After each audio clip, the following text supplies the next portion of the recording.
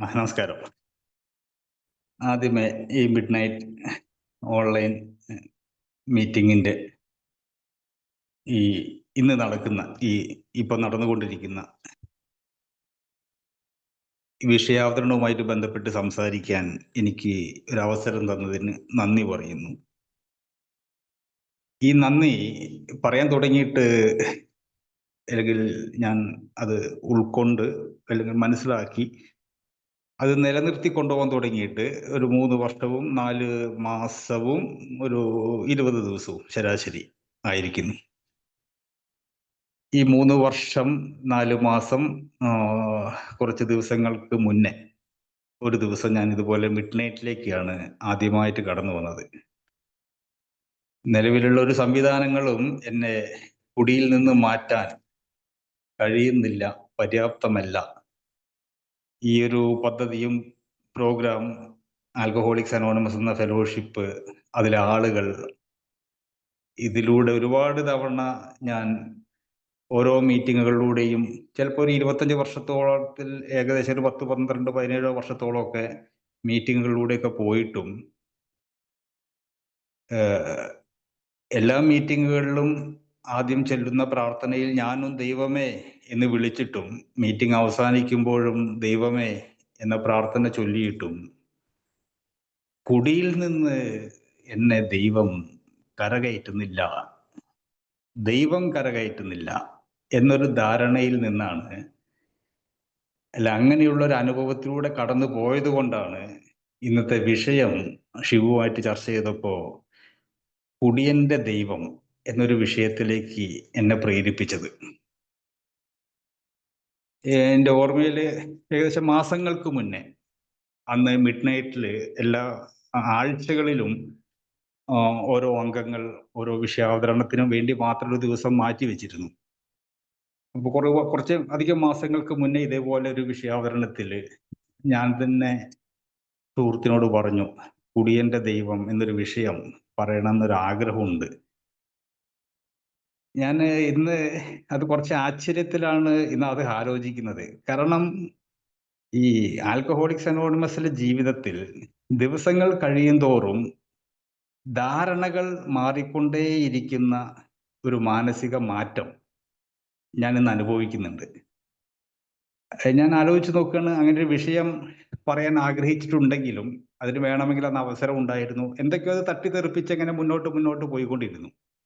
ഇന്ന് ഞാൻ ദൈവത്തെക്കുറിച്ച്, കുടിയന്റെ ദൈവത്തെക്കുറിച്ച്, ആ പടികളിലൂടെ ഞാൻ കണ്ടെത്തിയ ശക്തിയെക്കുറിച്ച്, ദൈവത്തിൽ നിന്ന് ശക്തിയിലേക്കുള്ള മാനസിക മാറ്റത്തെക്കുറിച്ച് ഇന്ന് സംസാരിക്കുമ്പോൾ ആ മാസങ്ങളുടെ ഇടവേളകൾ തന്നെ എൻ്റെ ധാരണകളെ കളഞ്ഞിരിക്കുന്നു. അപ്പോൾ അന്ന് ഞാൻ എൻ്റെ കുടിച്ച കാലത്തുള്ള ദൈവസങ്കല്പങ്ങളിൽ മാത്രം ഒതുങ്ങിക്കൂടുന്ന ജീവിതത്തിലാണെങ്കിലും ഇന്ന് അതിലെ ധാരണകൾക്ക് അപ്പുറമുള്ള ഒരു ദൈവത്തെ കുറിച്ച് സംസാരിക്കാൻ അതിനുശേഷമുള്ള മാസങ്ങളിലെ അനുഭവങ്ങൾ എന്നെ പ്രാപ്തനാക്കിക്കൊണ്ടിരിക്കുന്നു. ഈ ദൈവം എന്നത് പഠിപ്പിച്ചു തരുന്നതിന് മുന്നേ എൻ്റെ മാതാപിതാ ഗുരുദൈവം എന്ന അധ്യാപകൻ ഒരുപാട് ആചാരങ്ങൾ, സമൂഹത്തിലെ ഒരുപാട് കാഴ്ചകൾ, ഇതെല്ലാം എനിക്കൊരു ധാരണ തന്നിട്ടുണ്ട്. നിന്റെ തന്നെ ധാരണയിലുള്ള ദൈവത്തെ കണ്ടെത്തുക എന്ന് ആൽക്കഹോളിക്സ് അനോണിമസിൽ കേട്ടപ്പോഴും ഞാൻ ആദ്യം തന്നെ ആലോചിച്ചത്, എൻ്റെ ധാരണയിലൊരു ദൈവം ഉണ്ടല്ലോ. ആൽക്കഹോളിക്സ് അനോണിമസിൽ എത്തുന്നതിന്റെ മുന്നേ ധാരണയിൽ തന്നെയാണല്ലോ ദൈവം ഉണ്ടായിരുന്നത്.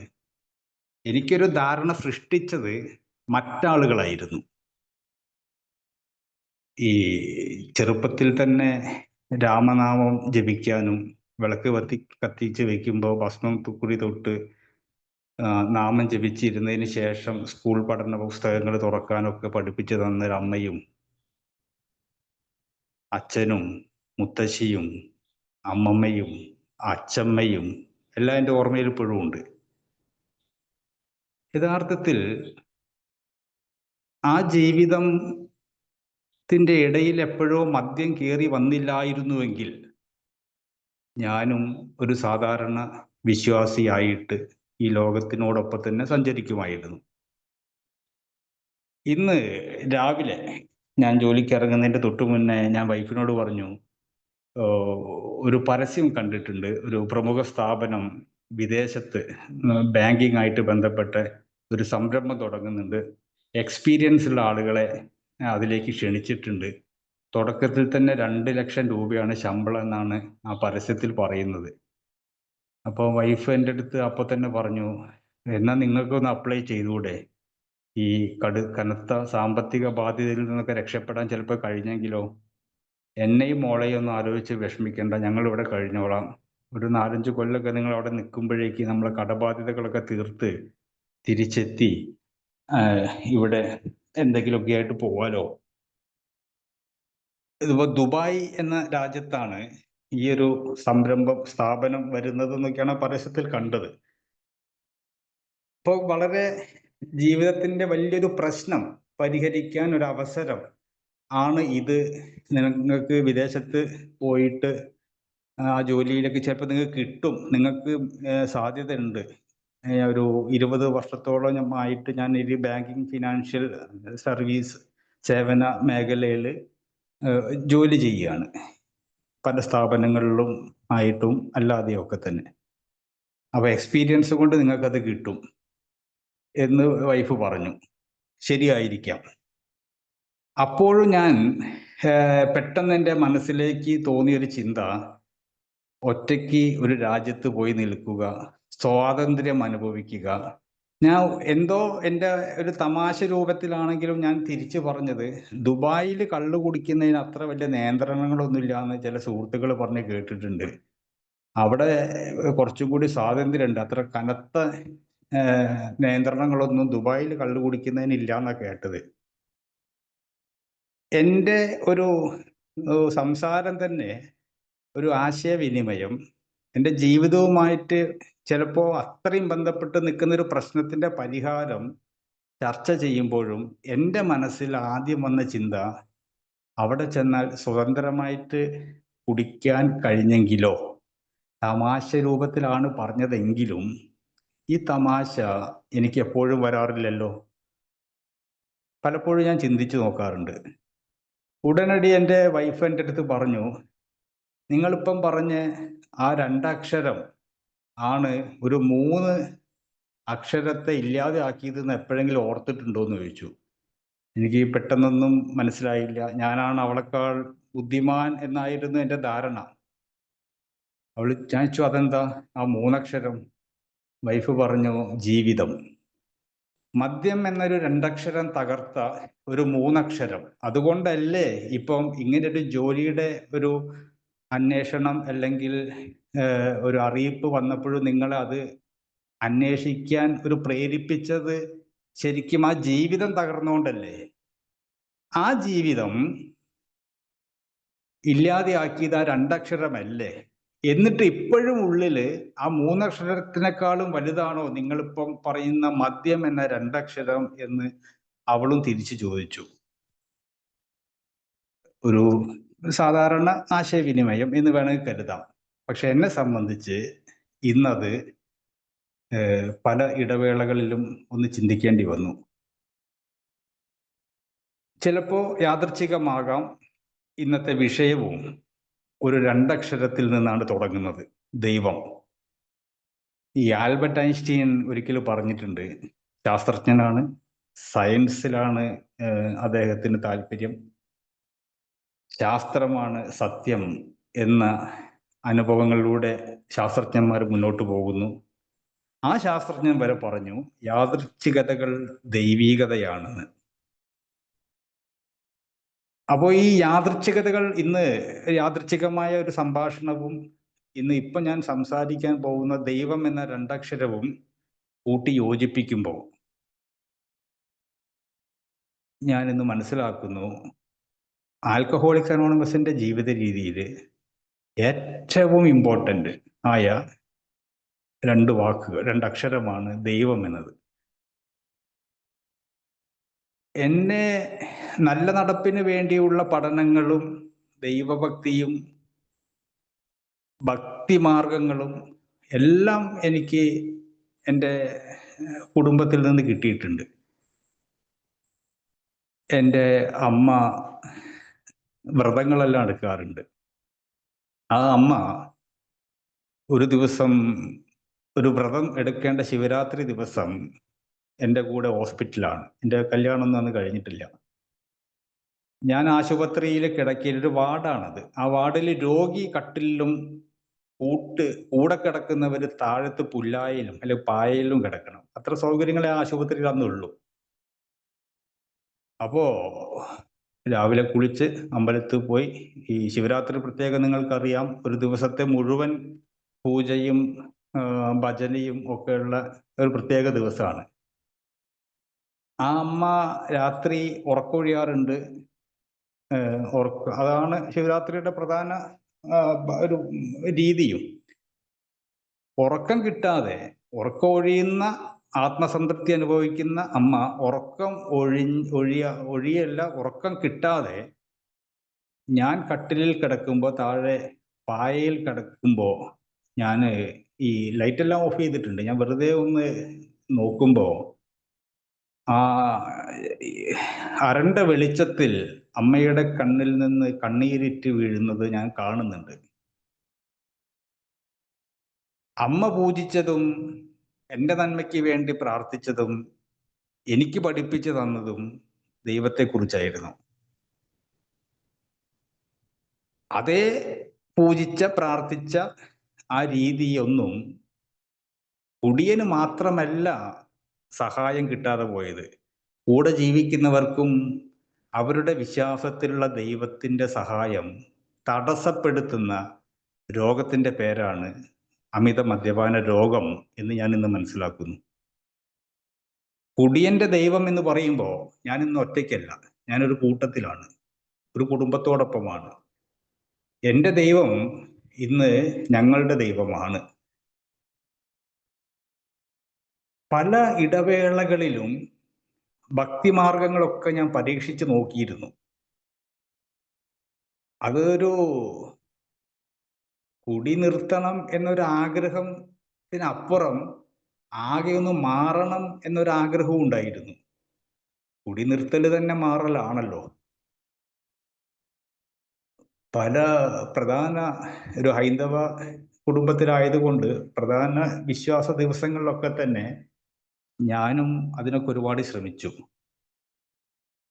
ഒരു ദിവസം രാത്രി എപ്പോഴോ ഞാൻ കയറി വന്നു. എന്നെ വീട്ടിൽ കയറ്റിയില്ല. മഴ പെയ്യുന്നൊരു രാത്രി ഞാൻ ഈ താഴേക്കൊലായ എന്ന് പറയും, ഈ വീട്ടിലേക്ക് കയറുന്ന പടിയോട് ചേർന്ന് സിമന്റ് തേച്ച ആ ചായ്പിൽ തുറക്കാത്ത വാതിലിന്റെ മുന്നിൽ ഞാൻ കിടന്ന് കുടിച്ചിലൊക്കെ കിട്ട് കിടന്നു. ആ മഴയുടെ ഒരു പകുതിയോളം ഞാൻ ആ ചായ്പിന്റെ സൈഡിലേക്ക് ശീതൽ വരുന്നതുകൊണ്ട് ഞാനതൊക്കെ കൊണ്ടിട്ടുണ്ട്. എൻ്റെ ബോധം ഇല്ലാത്തത് കൊണ്ട് അത് ഞാൻ അറിഞ്ഞതുമില്ല.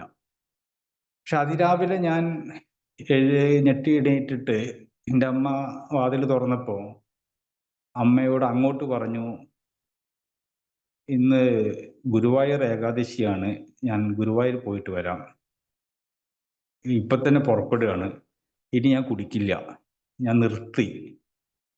അപ്പോൾ ഈ ദിവസം തന്നെയാണ് ഞാൻ തിരഞ്ഞെടുത്തത്. എൻ്റെ അമ്മ, നല്ല കാര്യം, എന്നാ പെട്ടെന്ന് കുളി കഴിഞ്ഞ് പോയിക്കോ. സത്യത്തിൽ ഞാൻ ഒരു ആഗ്രഹത്തോടൊപ്പം ഈ പറയുന്ന വേദന അനുഭവിക്കുന്ന എൻ്റെ അമ്മയോട് ഉള്ള ഒരു സ്നേഹമോ താല്പര്യം, അതുപോലെ തന്നെ നല്ല ഒരു കുടുംബ ജീവിതം, വീട്ടിൽ ഞാനൊരു അംഗം ആയിട്ടാണല്ലോ എനിക്ക് ഈ ഗതികേട് വന്നത്, വീടിൻ്റെ പുറത്ത് കിടക്കേണ്ട അവസ്ഥ. അപ്പൊ അതിലൊരു മാറ്റത്തിനുള്ള ആഗ്രഹം പലപ്പോഴും അത് ഞാൻ അത്രത്തോളം ചിന്തിച്ചിട്ടില്ല. പിന്നെ കുടിക്കുന്ന കാലത്ത് കുടി നിർത്തണം എന്ന ആഗ്രഹം ഉണ്ട്. പക്ഷെ അത് എന്തിനു വേണ്ടിയിട്ടായിരുന്നു കുടി നിർത്തണം എന്നുള്ളത് തോന്നിയത് ആൽക്കഹോളിക്സ് അനോണിമസിൽ വന്നപ്പോൾ വ്യക്തമായിട്ട് വിശദീകരിച്ചു തന്നു. പക്ഷെ ഇതിന്റെ വായനകളോ വരികളോ ഒന്നും അറിയാത്തത് കൊണ്ട് അന്ന് അറിഞ്ഞോ അറിയാതെയോ ഒക്കെ തന്നെ മാറാനുള്ള ആഗ്രഹം അന്നും ഉണ്ടായിരുന്നു. ഞാൻ അതിരാവിലെ ഗുരുവായൂരെത്തി. വലിയൊരു ക്യൂ ആണ് ആദ്യം കാണുന്നത്. ആളുകളെല്ലാം അക്ഷമരായിട്ട് കൃഷ്ണ കൃഷ്ണ, മുകുന്ദ, ജനാർദ്ദന എന്നൊക്കെ ഭജന ഒക്കെ ചൊല്ലി ഇരിക്കുന്നുണ്ട്, വരി നിൽക്കുന്നുണ്ട്. നിമിഷങ്ങൾക്കകം, വളരെ നിമിഷങ്ങൾക്കകം എൻ്റെ ശരീരത്തിൻ്റെ ഭാഷ ഞാൻ മനസ്സിലാക്കാൻ തുടങ്ങി. എനിക്ക് എൻ്റെ ഏറ്റവും വലിയ പ്രശ്നം ഷിവറിങ് ആണ്. അമിതമായി മദ്യപിച്ച് കഴിഞ്ഞാൽ പിറ്റേ ദിവസം എനിക്കത് സഹിക്കാവുന്നതിലപ്പുറമുള്ള വിറയലാണ്, വിയർക്കലാണ്, ശരീരം ഒട്ടലാണ്. ഈ ഭജനയോ ഈ ഒരു പുണ്യസ്ഥലമോ അല്ലെങ്കിൽ ഉള്ളിലിരിക്കുന്ന ദർശനമോ എൻ്റെ ആകെ ആ നിമിഷങ്ങൾക്കകം തന്നെ ചിന്തകൾ മാറുന്നു. ഞാൻ ഈ ഷർട്ടൊക്കെ അഴിച്ചിട്ട് വേണമല്ലോ ഈ ക്ഷേത്രങ്ങളിൽ, ചിലതിൽ അങ്ങനെ വേണ്ടെന്നും പറയുന്നുണ്ട്. അപ്പൊ ഈ മനസ്സിലാവാത്ത കുറെ ആചാരങ്ങളും ഉള്ളത് കൊണ്ടൊക്കെ തന്നെ ദൈവം എന്നത് ഈ പറയുന്ന പ്രാർത്ഥിച്ചാൽ അവര് പറയുന്നതിനനുസരിച്ച് നിന്നാൽ അനുഗ്രഹം തരുന്ന ദൈവങ്ങൾ, ഷർട്ട് അഴിക്കേണ്ട അമ്പലങ്ങൾ ഷർട്ട് അഴിച്ച് നിന്നാൽ അനുഗ്രഹം കിട്ടുന്ന ദൈവം, ഷർട്ട് ഇട്ട് ചെല്ലുന്ന സാധാരണ കാവുകളിൽ അനുഗ്രഹിക്കുന്ന ദേവി അവിടെ. അപ്പൊ അതിനനുസരിച്ച് എൻ്റെ ദൈവ നേരുള്ള കാഴ്ചപ്പാട് അന്ന് മുതലേ ഉണ്ടായിരുന്നു. എൻ്റെ ധാരണയിൽ അങ്ങനെ വ്യത്യസ്ത ധാരണകളുള്ള ദൈവങ്ങളായിരുന്നു ഒരു കാലഘട്ടം മുഴുവൻ കൊണ്ടു നടന്നത്. ഞാൻ അഴിച്ച ഷർട്ട് ഊരിയിട്ട് ഞാൻ തിരിഞ്ഞു നടന്നു. ഞാൻ തിരിഞ്ഞു നടന്നത് വീട്ടിലേക്ക് വരാൻ തന്നെയാണ്. പോകുന്ന വഴിയിലാണ് കിഴക്കേ നടയുടെ അവിടെ ഒരു ബാർ എന്നൊരു ബോർഡ് ഞാൻ കാണുന്നതും ആ ബോർഡ് എന്നെ കയറിട്ട് വലിക്കുന്നത് പോലെ. ഇത് എങ്ങനെ അനുഭവം പറഞ്ഞറിയിക്കണമെന്ന് എനിക്കിപ്പോഴും അറിയില്ല. ആ ബോർഡ്, വെറും ഒരു ബോർഡ് എന്നെ കയറിട്ട് വലിക്കുന്നത് പോലൊരു അനുഭവം പോലെ ഞാൻ ആ ബാറിലേക്ക് എത്തുന്നതും തിരിച്ചു പോകാനുള്ള കാശ് മാത്രമേ എൻ്റെ കയ്യിലുള്ളൂ. ഞാൻ കുടിക്കുന്നതും അവിടുന്ന് ആരോ പരിചയപ്പെടുന്നു, വീണ്ടും കുടിക്കുന്നു. എന്തായാലും ഞാൻ ഈ പറയുന്ന വിശ്വാസം എന്നെ ചോദ്യം ചെയ്യുകയാണോ, ഞാൻ വിശ്വാസത്തെ ചോദ്യം ചെയ്യുകയാണോ എന്ന് അറിഞ്ഞില്ല. പിന്നീട് അവിടുന്ന് അങ്ങോട്ട് ഈ പരിപാടി നിർത്തി. എന്നെ ആഗ്രഹം കുടി നിർത്താനും മാറാനുമുള്ള ആഗ്രഹം പോലും മനസ്സിലാക്കാത്ത ഈ പറയുന്ന എന്നെ പഠിപ്പിച്ച ദൈവങ്ങൾ, പഠിപ്പിച്ചു തന്നവരോടുള്ള പുച്ഛം, അവർക്ക് നടക്കുന്നത് എനിക്ക് നടക്കാതെ വരുമ്പോൾ അമർഷം. അപ്പോ അത് കാലങ്ങളോളം. പിന്നീട് അവിടുന്ന് അങ്ങോട്ട് ആഘോഷങ്ങളിലോ പ്രധാന ദിവസങ്ങളിലോ അതൊന്നും ഞാൻ അറിഞ്ഞതേയില്ല. അപ്പൊ കുടിയന്റെ ദൈവത്തിൽ നിന്ന് ഞാൻ ഇന്ന് പടികളിൽ കണ്ടെത്തിയ ശക്തിയിലേക്ക് ഒരു മാറ്റം.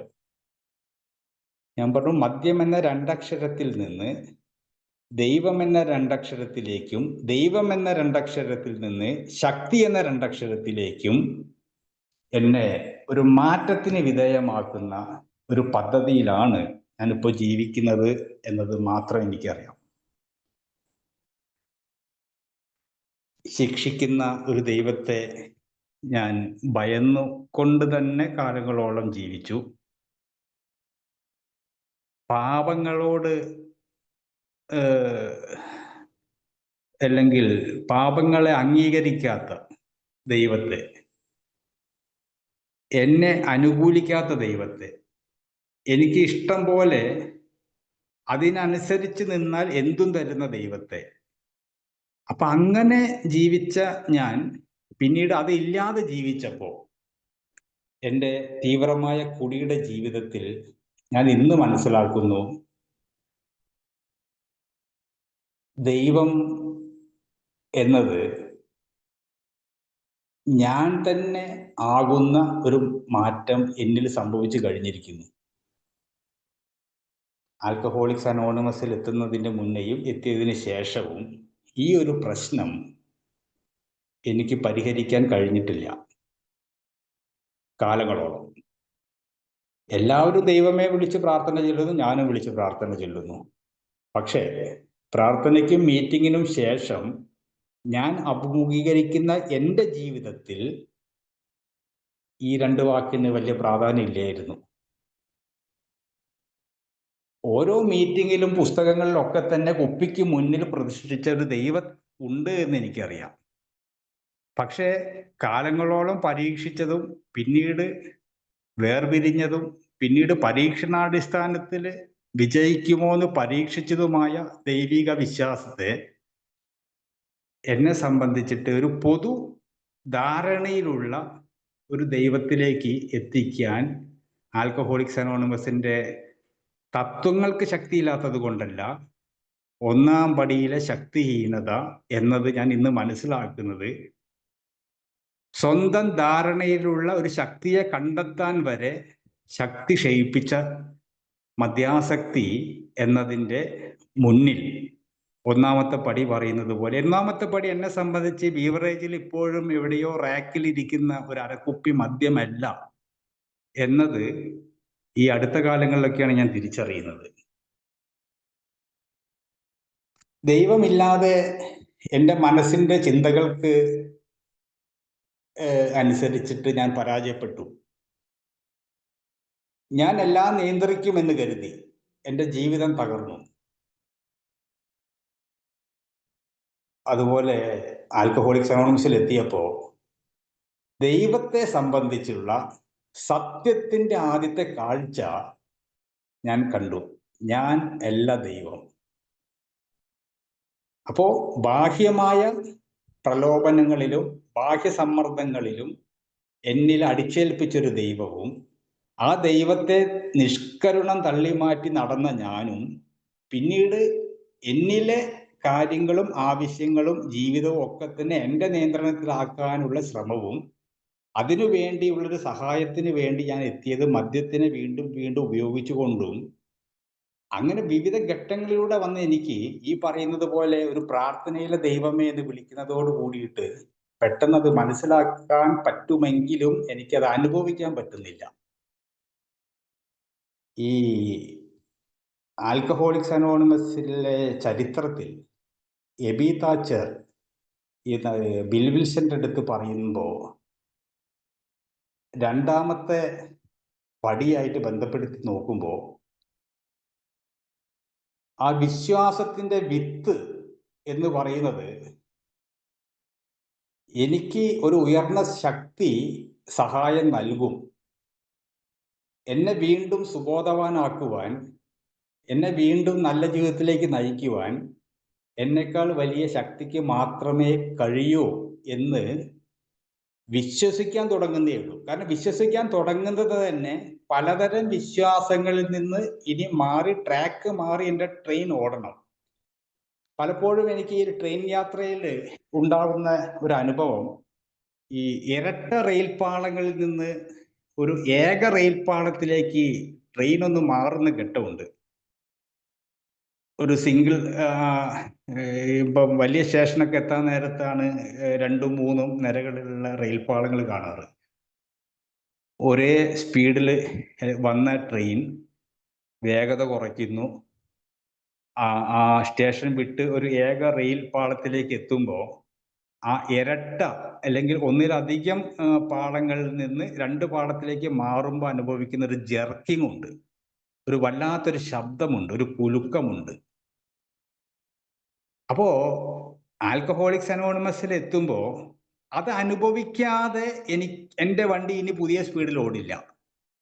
അപ്പൊ എൻ്റെ ട്രെയിൻ നിശ്ചിത സ്ഥാനത്ത് ലക്ഷ്യസ്ഥാനത്ത് എത്തണമെങ്കിൽ ആ ജെർക്കിംഗ് എൻ്റെ ട്രെയിൻ അനുഭവിച്ചേ പറ്റൂ. ആ അനുഭവത്തിൻ്റെ അനിശ്ചിതത്വത്തിലാണ് ഞാൻ ഈ മീറ്റിംഗ് തുടങ്ങുമ്പോൾ പറഞ്ഞ ഈ പദ്ധതി എന്നിൽ പ്രവർത്തിക്കില്ല എന്നൊരു തോന്നലിലേക്ക് ഞാൻ വരാനുള്ള കാരണം. അപ്പോ ഇന്ന് മനസ്സിലാക്കുന്നു, ഒരു കുടിയനായ എൻ്റെ ദൈവത്തിൽ നിന്ന് എൻ്റെ ധാരണയിലുള്ള എന്ന് പറയുമ്പോൾ ഞാൻ വീണ്ടും പറയുന്നു, എൻ്റെ ധാരണയിൽ ആദ്യകാലത്ത് ദൈവങ്ങളുണ്ട്. ആ ധാരണയും തരുന്ന ധാരണയും രണ്ടാണ് എന്ന രീതിയിൽ മനസ്സിലാക്കാൻ തുടങ്ങിയപ്പോഴാണ് ഈ പറയുന്ന വിശ്വസിക്കാൻ തുടങ്ങി എന്ന് പറയുന്നതിൻ്റെ രണ്ടാം പടിയിലെ ആ വാചകത്തിൻ്റെ അർത്ഥം ഞാൻ മനസ്സിലാക്കുന്നത്. ആ തുടക്കത്തിൽ ഞാൻ അനുഭവിക്കുന്ന ചില വേദനകളുണ്ട്, ചില ശരിയാവാത്ത കാര്യങ്ങളിൽ ഞാൻ എനിക്ക് അനുഭവിക്കുന്ന ചലനങ്ങളുണ്ട്. എ വന്നിട്ടും ഈ പറയുന്ന ദൈവം ഇനിയും എന്നെ പരീക്ഷിക്കുകയാണോ എന്ന് തോന്നിയ നിമിഷങ്ങളുണ്ട്. കാരണം ഈ സർവാഭരണ വിഭൂഷിതകളായ ദൈവങ്ങളെ ഞാൻ ഏതോ ഒരു മീറ്റിങ്ങിൽ ഷെയർ ചെയ്ത കാര്യം തന്നെയാണ് ഞാൻ കണ്ടതും വളർന്നതുമൊക്കെ. സർവസമ്പന്നനായ ശ്രീകൃഷ്ണൻ ഭഗവാന്റെ എന്താ ഈ ലോകത്തിന്റെ ഐശ്വര്യമായ ഭഗവാന്റെ കഴുത്തിൽ 10 പവന്റെ സ്വർണ്ണാഭരണം, കാലില് ഒരു 8 പവന്റെ തണ്ട, ആകെ സ്വർണം മൂടിക്കിടക്കുന്നു. മിക്ക ദേവികളും ഹൈലി കോസ്റ്റ്, വളരെ വിലപിടിപ്പുള്ള സങ്കല്പങ്ങളായിരുന്നു എന്നെ കാണിച്ചതൊക്കെ തന്നെ. ഇവരെയൊക്കെ വിശ്വസിച്ചിട്ടും വഴിപാടുകൾ നടത്തിയിട്ടും പൂജയ്ക്ക് ഷീട്ടാക്കിയിട്ടും വ്രതം നോറ്റിട്ടും ഈ എത്തിയിട്ടും ഒരു ദൈവത്തെ വിശ്വസിക്കാൻ പറഞ്ഞിട്ടും ഞാൻ ഇന്ന് 38 ലക്ഷം രൂപ കടബാധിതനാണ്. സർവസമ്പന്നരായ ദൈവങ്ങൾക്കൊന്നും എന്നെ രക്ഷിക്കാൻ പറ്റുന്നില്ല. ഒരു ഫിനാൻഷ്യൽ റിക്കവറി എനിക്ക് സാധ്യമാക്കി തരുന്നില്ല. അപ്പൊ അങ്ങനെയുള്ള കുടി കാരണം അനിയന്ത്രിതമായ മദ്യത്തെ ഞാൻ തൽക്കാലം മാറ്റിവെക്കുന്നു. കുടി കാരണം അനിയന്ത്രിതമായ ദൈവസങ്കല്പത്തിൽ നിന്ന് ഞാൻ എന്നെ വീണ്ടും, അപ്പൊ എനിക്കൊരു നല്ല ജീവിതം ഉണ്ടായിരുന്നു, വീണ്ടും സുബോധവാനാക്കുവാൻ, വീണ്ടും നല്ല ജീവിതത്തിലേക്ക് നയിക്കുവാൻ എന്നേക്കാൾ വലിയ ശക്തിയെ വിശ്വസിക്കാൻ തുടങ്ങുന്നു. ഇത് വളരെ ഗൗരവമായിട്ട് ഞാൻ ഇപ്പൊ ചിന്തിക്കുന്നത്, കുടിയന്റെ ദൈവം എന്നതെന്റെ ധാരണയിലുള്ള ദൈവം, അവിടെ നിന്ന് എൻ്റെ ധാരണയിലുള്ള ഒരു ശക്തിയെ വിശ്വസിക്കാൻ തുടങ്ങുന്നു. എത്തിയതിന് ശേഷം ഞാൻ ബുദ്ധമതം സ്വീകരിച്ചാലോ എന്ന് ആലോചിച്ചതും അതിനോട് ബന്ധപ്പെട്ട അന്വേഷണങ്ങൾ നടത്തിയതുമാണ്. ഹിന്ദുമതത്തിൽ നിന്നിട്ട് അങ്ങനെ രക്ഷപ്പെടാൻ പറ്റുന്നില്ല. ഹിന്ദു ദൈവങ്ങളൊന്നും എന്നെ അങ്ങോട്ട് അനുഗ്രഹിക്കുന്നില്ല.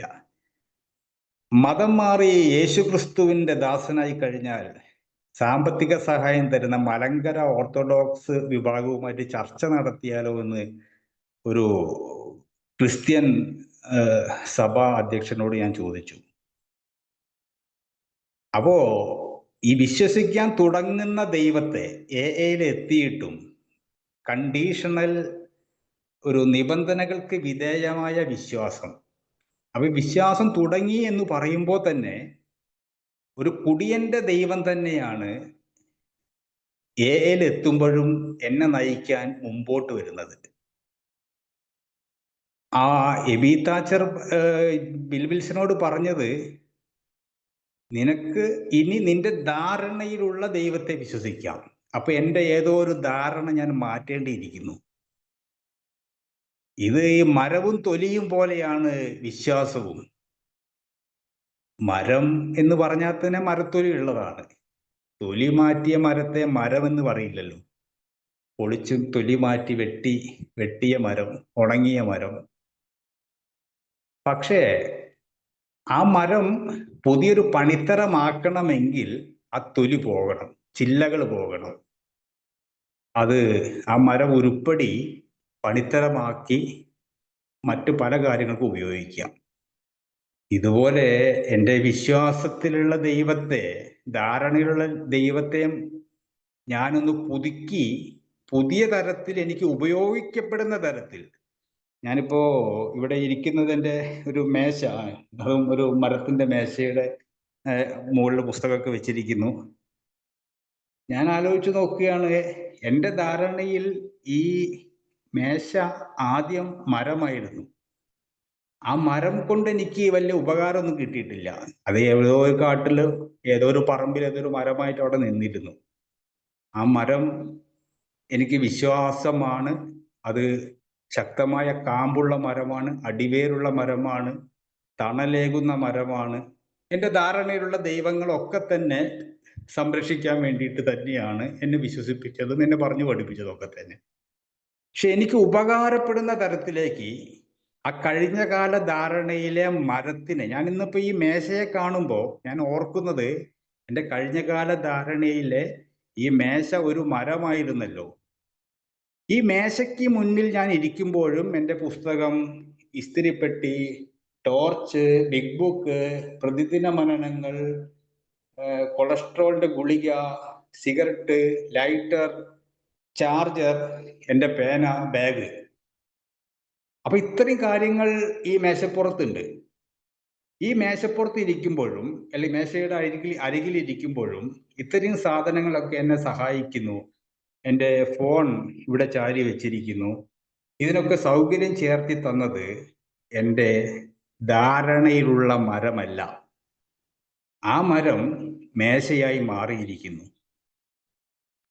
ഞാൻ ഇനി വിശ്വസിക്കേണ്ടത് ഞാൻ അനുഭവിക്കുന്ന ദൈവത്തെ, അനുഭവിക്കുന്ന മേശയെയാണോ പണ്ട് കണ്ട മരത്തെയാണോ? ഇതാണ് എന്നെ സംബന്ധിച്ച് രണ്ടാം പടി. ഒറ്റയടിക്ക് 2 വരി വായിച്ച് ഇനിയെല്ലാം ദൈവം മുന്നോട്ട് കൊണ്ടു നടത്തും എന്നത് ഏലെത്തിയിട്ടും എനിക്ക് വിശ്വസിക്കാൻ പറ്റാതെ പോയത് സുബോധത്തിലെ അടിതട്ടലുകളുടെ പ്രഹരമേറ്റപ്പോഴാണ്. ഞാൻ വിചാരിച്ച പോലെ അത്ര ഈസിയല്ല കുടിക്കാത്ത ജീവിതം. കുടിച്ചതേ ഈസിയല്ല.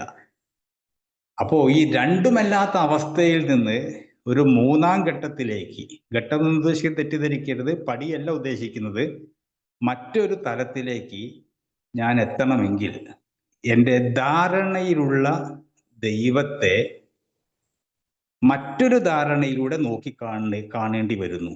അപ്പോൾ 1-ാമത്തെ പടി പ്രകാരം ഇന്നത്തെ വിഷയം എൻ്റെ ജീവിതം അനിയന്ത്രിതമായി എന്ന് പറയുമ്പോൾ എൻ്റെ ദൈവം അനിയന്ത്രിതമായി. കുപ്പി പൊട്ടി, എൻ്റെ വിശ്വാസം തകർന്നു. കുപ്പിക്ക് പകരം തകർന്നത് പഠിച്ചു വെച്ചതും പഠിപ്പിച്ചതുമായ ആചാരങ്ങളും ദൈവികതയും എല്ലാം തകർന്നു 1-ാം പടിയിൽ തന്നെ. എൻ്റെ ജീവിതം അനിയന്ത്രിതമായി, എൻ്റെ ദൈവം അനിയന്ത്രിതമാണ്. അതുകൊണ്ട് തന്നെ അനിയന്ത്രിതമായ ദൈവത്തിന് എന്നെ രക്ഷിക്കാൻ കെൽപ്പില്ലാത്ത ദൈവമായതുകൊണ്ട് ആ പണി ഞാൻ അങ്ങോട്ട് ഏറ്റെടുത്തു കുടിച്ച കാലത്ത്. അതുകൊണ്ട് തന്നെ 1-ാം പടിയുടെ 2-ാം ഭാഗം പറയുന്നത് പോലെ എൻ്റെ ജീവിതവും അനിയന്ത്രിതമായി. അവിടെ നിന്ന് ഇപ്പം ഞാൻ കുറച്ച് മുന്നേ ഇത്ര നേരവും പറഞ്ഞ ഒരു പുതിയ വിശ്വാസത്തിലേക്ക് വരുമ്പോൾ, കുടിയന്റെ ദൈവത്തിൽ നിന്ന് പടികൾ കാണിച്ചു തന്ന ശക്തിയിലേക്ക് വരുമ്പോൾ എൻ്റെ കുടിപ്പിക്കാനോ പ്രേരിപ്പിക്കുന്ന ഇന്ന് രാവിലത്തെ ഭാര്യയുമായിട്ടുള്ള സാധാരണ സംഭാഷണത്തിലും ദുബായിൽ മദ്യം കഴിച്ച വലിയ പ്രശ്നമില്ല എന്നുള്ള തോന്നൽ വരുമ്പോഴും എന്നെ ഇവിടെ തന്നെ വൈകുന്നേരം ആകുമ്പോഴേക്ക് ആ രാവിലത്തെ സംഭാഷണത്തിന് ഒരു ആൻസർ തന്നു. ഒരു മറുനാടൻ എന്നൊരു ഓൺലൈൻ ചാനലിൽ ഒരു വാർത്ത ഞങ്ങൾ ഭക്ഷണം കഴിക്കുമ്പോൾ ഇങ്ങനെ കേട്ടു. വാർത്ത എന്ന് കേൾക്കുമ്പോൾ ടി വി ആണെന്ന് ധരിക്കരുത്. എൻ്റെ വീട്ടിൽ ടി വി ഇല്ല, റേഡിയോ ആണ് കേൾക്കാറ്, മൊബൈലിലാണ് വാർത്ത കേൾക്കാറ്. ആ മൊബൈൽ ഓൺ ചെയ്ത് ആ ചാനലിൽ വാർത്ത കേൾക്കുമ്പോൾ തട്ടിപ്പിന്റെ പുതിയ മുഖം ദുബായിയിൽ ഒരുങ്ങുന്നു. ഞാൻ രാവിലെ ചർച്ച ചെയ്തതും സ്വപ്നം കണ്ടതും 2 ലക്ഷം മാസ വരുമാനം കിട്ടുന്നതും ഈ കടബാധ്യത തീർക്കാനാണ് ആ പരസ്യം എനിക്ക് ഇന്നലെ കാണാൻ പറ്റിയതെന്ന് വിശ്വസിക്കുകയും ചെയ്തതും ദൈവാനുഗ്രഹം കൊണ്ടാണ്, എനിക്ക് അതിനുള്ള യോഗ്യത ഉള്ളത് കൊണ്ട് കിട്ടാൻ ഒരുപാട് സാധ്യത ഉണ്ടെന്ന് വിശ്വസിക്കുകയും ചെയ്ത ഞാൻ വൈകുന്നേരത്തെ രാത്രിയിലെ വാർത്തയിൽ കേൾക്കുന്നു, ഞാൻ ഉദ്ദേശിച്ച എൻ്റെ സ്വപ്ന ജോലി ഒരു തട്ടിപ്പിന്റെ മുഖവുമായിട്ടൊരു കമ്പനി ദുബായിൽ തുടങ്ങാൻ പോകുന്നതാണ്.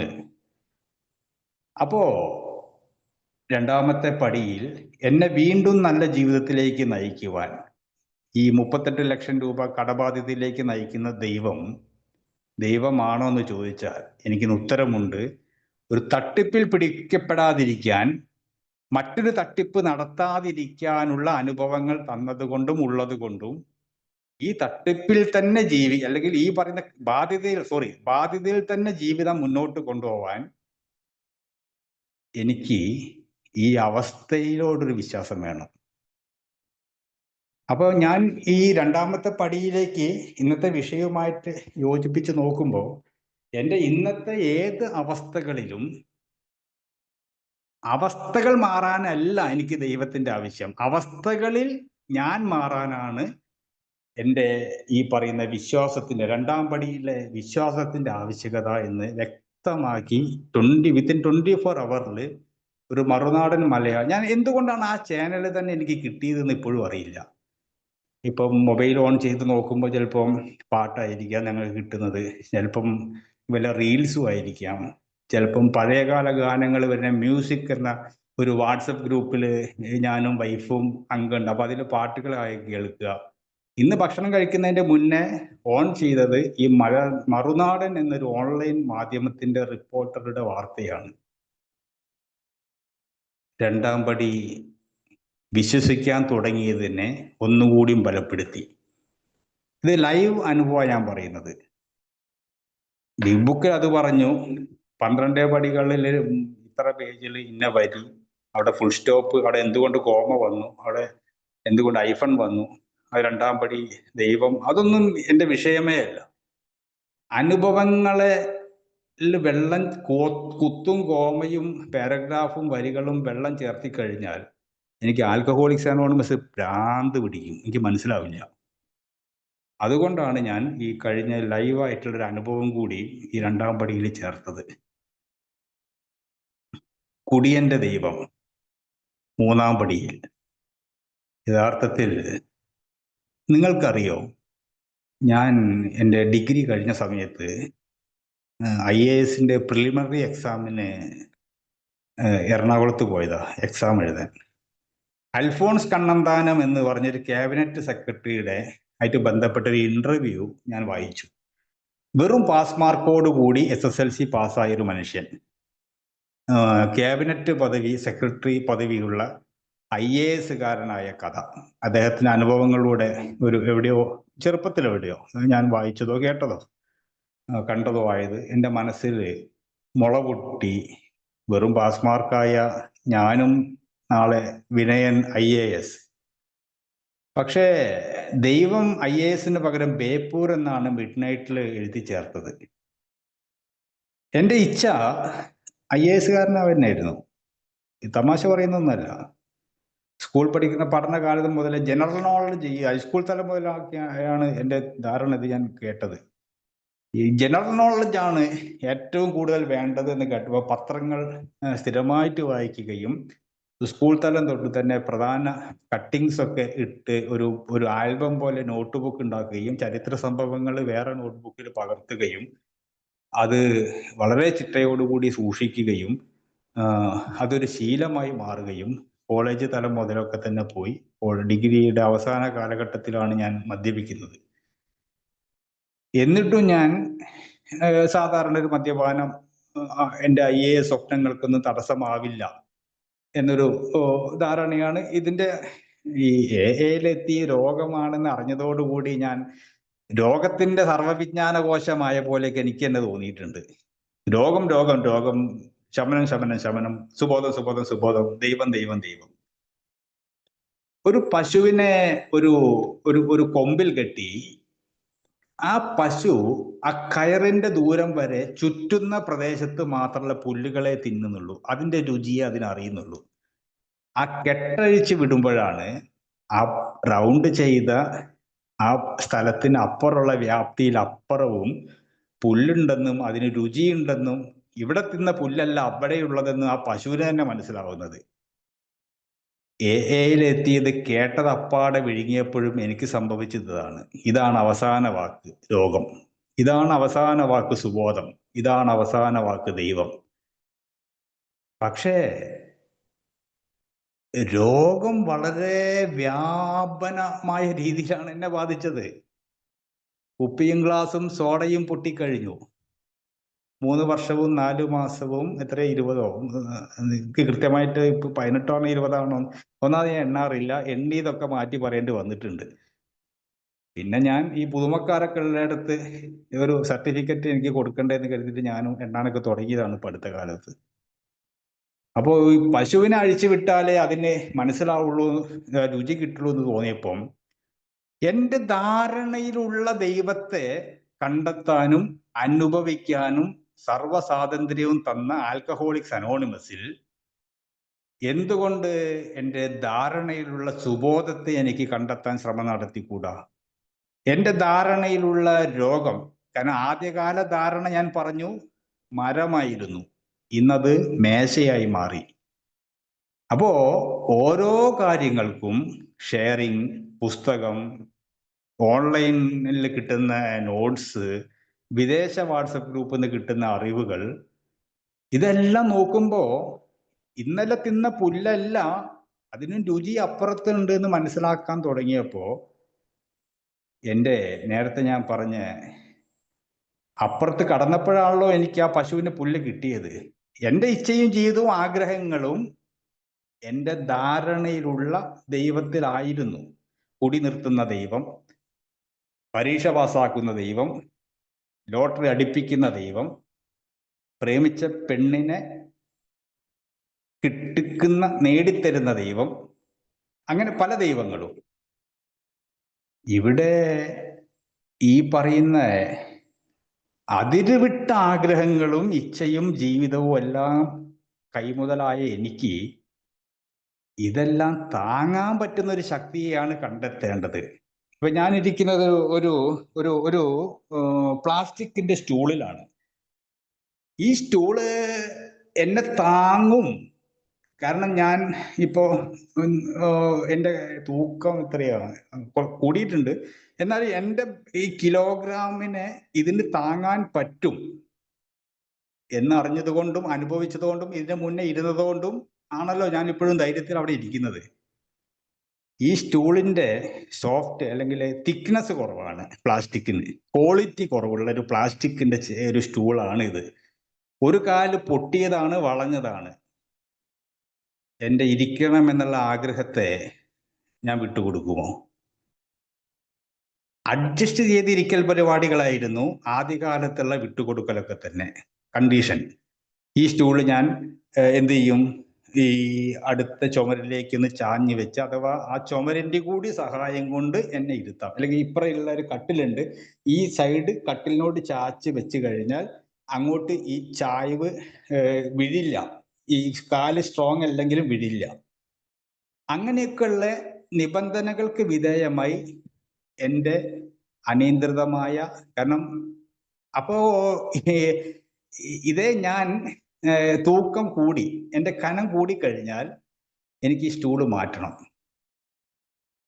എൻ്റെ ഇച്ഛയും ജീവിതവും ആഗ്രഹവും കുടിയന്റെ ദൈവം നടത്തി തന്നില്ല.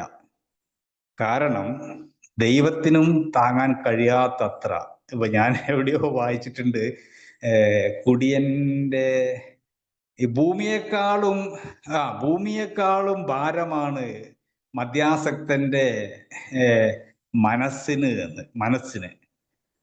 അപ്പൊ ഈ മനസ്സിന്റെ ചിന്തകളും ആഗ്രഹവും അഭിലാഷങ്ങളും എല്ലാം പടികളിലൂടെ കണ്ടെത്തിയ ശക്തിക്ക്, കാരണം യിൽ ഞാൻ ഏറ്റവും ഇഷ്ടപ്പെടുന്ന രണ്ട് കാര്യങ്ങൾ, ഈ ശക്തിയായാലും വലിയ ശക്തിയായാലും മനസ്സിലാക്കുന്ന ദൈവമായാലും അതിനെയൊക്കെ സൃഷ്ടിച്ച ശക്തി ഏത്, അത് കണ്ടെത്താൻ ഇടവരട്ടെ. ഈ പറയുന്ന കാര്യങ്ങൾക്കൊക്കെ ഒരു സൃഷ്ടാവ് വേണമല്ലോ. അപ്പൊ പ്രാപഞ്ചികമായൊരു ശക്തി, പ്രപഞ്ചത്തിന്റെ നിഗൂഢതകൾ. രണ്ടാമത്തെ എനിക്ക് ഏറ്റവും ഇഷ്ടപ്പെട്ട ബിഗ് ബുക്കിലെ വരികൾ, ദൈവം നിഗൂഢമായ വഴികളിലൂടെ സഞ്ചരിക്കുകയാണ് അത്ഭുതങ്ങൾ പ്രവർത്തിക്കാൻ. അപ്പോ ദൈവത്തിന് വരെ മറ്റൊരു സഹായം ആവശ്യം, മറ്റൊരു നിഗൂഢത ആവശ്യമായിട്ട് വരുന്നു. പരസ്യമായിട്ട് രംഗപ്രവേശനം നടത്തപ്പെടുന്നില്ല. ഒരു വിഗ്രഹങ്ങളും ഉയർന്നെഴുന്നേറ്റ് കൈപൊന്തിച്ച് ഭഗവാൻ അനുഗ്രഹിച്ചതായിട്ട്, ജനങ്ങളെ അനുഗ്രഹിച്ചതായിട്ട്, ഭക്തരെ അനുഗ്രഹിച്ചതായിട്ട് റിപ്പോർട്ടുകളില്ല. ഗുരുവായൂരപ്പൻ ഇന്ന് വരെ ഒരു ഭക്തനോടും എൻ്റെ കാര്യങ്ങളൊക്കെ ഞാൻ ശരിയാക്കി തരാമെന്ന് അരുളി ചെയ്തിട്ടില്ല. അപ്പോ അവ തന്നെ, എൻ്റെ ധാരണയിലുള്ള ശക്തി തന്നെ മറ്റൊരു ശക്തിയുടെ സൃഷ്ടികളാണ്. എൻ്റെ ഇച്ഛയും ജീവിതവും ആഗ്രഹങ്ങളും. എന്തുകൊണ്ടാണ് എനിക്ക് ഈ പരമോന്നത ശക്തിയുടെ ആവശ്യം വരുന്നത്? ഫോട്ടോ ഇല്ല. ഇപ്പൊ ഞാൻ ഇരിക്കുന്നതിന്റെ പുറകില് മൂകാംബിക ദേവിയുടെ ഞാൻ വിളക്ക് കത്തിക്കാറൊക്കെ ഉണ്ട്. ഞാൻ ഈ പറയുന്ന ഇതൊന്നും എനിക്ക് മരത്തിലെ തൊലി പോലെ മരം തന്നെയാണ് പലപ്പോഴും. കാരണം പെട്ടെന്ന് ഈ യാത്ര ചെയ്യുമ്പോൾ ബൈക്കിലൊക്കെ റോഡിലൂടെ പോകുമ്പോൾ അടുത്തൊരു കാവോ ക്ഷേത്രമോ കണ്ടാൽ ഏതോ ഒരു ബസ്സിൽ പോകുമ്പോൾ ഏതോ ഒരു അമ്മമ്മ തൊട്ട് ഇങ്ങനെ നെറ്റിയിൽ നെറുവിൽ വെച്ചത് കണ്ടപ്പോൾ എനിക്ക് തോന്നി അങ്ങനെ പ്രാർത്ഥിക്കാൻ. ആ ശീലം ഇപ്പോഴും എന്നിൽ വന്നു പോവാറുണ്ട്. പക്ഷേ എൻ്റെ മൂന്നാം പടി എന്നോട് പറയുന്നത് ഈ പറയുന്ന ഞാനിപ്പോ സ്റ്റൂളിൽ ഇരിക്കുന്നതിൻ്റെ പേരിൽ എന്നെ താങ്ങാനാവുന്ന ഭാരം, എൻ്റെ ഭാരം കൂടിക്കഴിഞ്ഞാൽ ഞാൻ ആ സ്റ്റൂള് മാറ്റും. ശക്തിയെ കണ്ടെത്തുന്ന വഴിയാണ് ആൽക്കഹോളിക്സ് അനോണിമസ്, ശക്തിയല്ല ആൽക്കഹോളിക്സ് അനോണിമസ്. കാലങ്ങളോളം ഞാൻ കേട്ടിട്ടും ഞാൻ തന്നെ ഷെയറിങ്ങിൽ പറഞ്ഞിട്ടുമുണ്ട്, മീറ്റിംഗ് ആണ് ദൈവം, എ ആണ് ദൈവം. മീറ്റിങ്ങിലെ ബെഞ്ച് എനിക്ക് ദൈവമായിട്ട് തോന്നിയിട്ടുണ്ട്. ഒരു സ്ഥലത്ത് തന്നെ എന്നെ ഇരുത്തിച്ചു 1.5 മണിക്കൂർ നേരം. ഒരു മീറ്റിംഗ് ഹാൾ, ഒരു മീറ്റിംഗ് 1.5 മണിക്കൂറാണ് ശരാശരി ഉണ്ടാവാറ്. ഈ ഇരുന്നാൽ ഇരിക്കപ്പുറത്ത് കിട്ടാത്ത മനസ്സിന്റെ ഉടമയായ എനിക്ക് അത് ഇരുന്ന് കേൾക്കാൻ പറ്റി. പിന്നീട് ഞാൻ അതിൽ നിന്ന് മാറി പടികളിലേക്ക് വന്നു. പടികളാണ് യഥാർത്ഥത്തിൽ ദൈവങ്ങൾ. എത്ര കൃത്യമായ നിരീക്ഷണമാണ്, എന്നെക്കുറിച്ചുള്ള അഭിപ്രായങ്ങളാണ് പടച്ചവനെ ഈ പുസ്തകം പറയുന്നത്. കൃത്യമായിട്ട് പറയുന്നു എന്നെക്കുറിച്ച്. എൻ്റെ ദൈനംദിന കാര്യങ്ങളിൽ ഉള്ള അഭിപ്രായങ്ങൾ വരുമ്പോൾ ഒരാളെ ഫോൺ ചെയ്യണം, ഒരാളോട് പകരം ചോദിക്കണം, ഒരാളോട് നീരസം പ്രകടിപ്പിക്കണം, ഒരാളോട് സ്നേഹിക്കണം. ഇതൊക്കെ വരുമ്പോൾ ഞാൻ ഇന്ന് അറിഞ്ഞോ അറിയാതെയോ ചിന്തിക്കാറുണ്ട് ആദ്യം തന്നെ ആ കാര്യത്തെക്കുറിച്ച് ആൽക്കഹോളിക്സ് അനോണിമസിന്റെ അഭിപ്രായം എന്തായിരിക്കും. ഏതോ ഒരു പടിയിൽ അത് അങ്ങനെ ചെയ്യണമെന്നാണ് പറഞ്ഞത്, ഞാൻ ചെയ്യണം എന്നല്ല പറഞ്ഞത്. അപ്പോ ഈ മൂന്നാമത്തെ പടിയിലേക്ക് വരുമ്പോൾ കുടിയന്റെ ദൈവത്തിന്റെ പ്രവൃത്തികളൊക്കെ ഞാൻ എടുത്തു. ഇന്ന് എൻ്റെ പ്രവൃത്തികളൊക്കെ എടുക്കുന്ന ദൈവത്തിനെ, വലിയൊരു ശക്തിയെ കണ്ടെത്തുന്ന വഴിയിലാണ്. അപ്പോഴും ഞാൻ ഉറപ്പിച്ചു പറയാൻ ആഗ്രഹിക്കുന്നു, മൂന്നാം പടിയിലും ഞാൻ എൻ്റെ ഇച്ഛയും ജീവിതവും ആഗ്രഹങ്ങളും മനസ്സിലാക്കുന്ന ദൈവത്തിൻ്റെ സംരക്ഷണത്തിൽ വിട്ടുകൊടുക്കാൻ തീരുമാനിച്ചിട്ടേ ഉള്ളൂ, വിട്ടുകൊടുത്തിട്ടില്ല. യഥാർത്ഥ ദൈവം, യഥാർത്ഥ ശക്തി എനിക്ക് മാറ്റേണ്ട സമയം പലപ്പോഴും വന്നു പോകുന്നു. ഞാൻ നേരത്തെ പറഞ്ഞ പോലെ ഇന്നത്തെ എൻ്റെ ഭാരം താങ്ങുന്ന സ്റ്റൂളാണ് ഇപ്പോൾ ഞാൻ ഇരിക്കുന്നതെങ്കിൽ ഭാരം കൂടിയാൽ ഈ ദൈവത്തിന് പറ്റില്ല, ഈ സ്റ്റൂൾ ദൈവത്തിന് പറ്റില്ല എന്നെ താങ്ങാൻ. എൻ്റെ ഇച്ഛയും ജീവിതവും ആഗ്രഹങ്ങളും സംരക്ഷണത്തിനാണ് വിട്ടുകൊടുക്കുന്നത്, എന്നെ വീഴ്ത്താനല്ല. ശക്തരിൽ ശക്തനായ ദൈവത്തെ ഞാൻ വീണ്ടും കണ്ടെത്തുന്ന, എനിക്ക് വലിയൊരു നന്ദി പറയാണ്ട് നമ്മളെ മിഡ് നൈറ്റിൽ പലപ്പോഴും സംസാരിക്കുന്ന തമ്പി സാറോട്. അദ്ദേഹത്തിന്റെ ഒരു സ്പീച്ചിലാണ് ഞാൻ കേൾക്കുന്നത്, ദൈവത്തിലേക്കുള്ള വഴികളാണ്, പടികളാണ് 12 അത് ദൈവത്തിലേക്കുള്ള പാതയാണത്. അത് എന്നെ ഒരുപാട്, എനിക്ക് ഇങ്ങനെ ചെറിയൊരു കാര്യം കിട്ടിയാൽ മതി ഒരുപാട് മാസങ്ങളൊക്കെ ചിന്തിക്കും. അത് എന്തോ ദൈവം എന്നെ അങ്ങനെ സൃഷ്ടിച്ചത് കുപ്പിയെ കുറിച്ചുള്ള ചിന്തകളിൽ നിന്ന് മുക്തനാക്കാനായിരിക്കാം. അത് ചിലപ്പോൾ വിവാദങ്ങളിലേക്ക് പോവാറുണ്ട്, പ്രശ്നങ്ങളിലേക്ക് പോവാറുണ്ട്, തകർക്കുന്നവൻ എന്ന പേര് കേൾക്കാറുണ്ട്, പിടിച്ച് പുറത്താക്കപ്പെടേണ്ടവെന്ന് കേട്ടിട്ടുണ്ട്, വഴിതെറ്റിക്കുന്നു നവാഗതരെന്ന് കേട്ടിട്ടുണ്ട്. പക്ഷെ എന്നെ സൃഷ്ടിച്ചത് എൻ്റെ ഈ പറയുന്ന ഈ അവസ്ഥകൾക്ക് മാറ്റം വരാനാണ്. ഞാൻ അങ്ങനെ ചിന്തിക്കുമ്പോൾ കുടിയന്റെ ദൈവത്തിൽ നിന്ന് എൻ്റെ ഇച്ഛ താങ്ങാവുന്ന ശക്തിയെ എനിക്ക് പലപ്പോഴും കണ്ടെത്തേണ്ടി വരുന്നു, മാറ്റേണ്ടി വരുന്നു. അതിൻ്റെ വഴി എനിക്ക് തീരുന്നില്ല, യാത്ര അവസാനിക്കുന്നില്ല. വീണ്ടും ഈ പറഞ്ഞതുപോലെ 4ാമത്തെ പടിയിൽ എൻ്റെ ധാർമ്മിക നിലവാരത്തെ നാല് മാത്രമല്ല 4 മുതൽ 9 വരെയും ഈ പറഞ്ഞതുപോലെ എൻ്റെ ആദ്യകാലങ്ങളിൽ ഞാൻ ചെയ്തതും കുടിയന്റെ ദൈവത്തോടൊപ്പം ഞാൻ ചെയ്തതും, വളരെ ഇമ്മോറൽ ട്രാഫിക്കിലൊക്കെ പോയ ഒരാളാണ് ഞാൻ.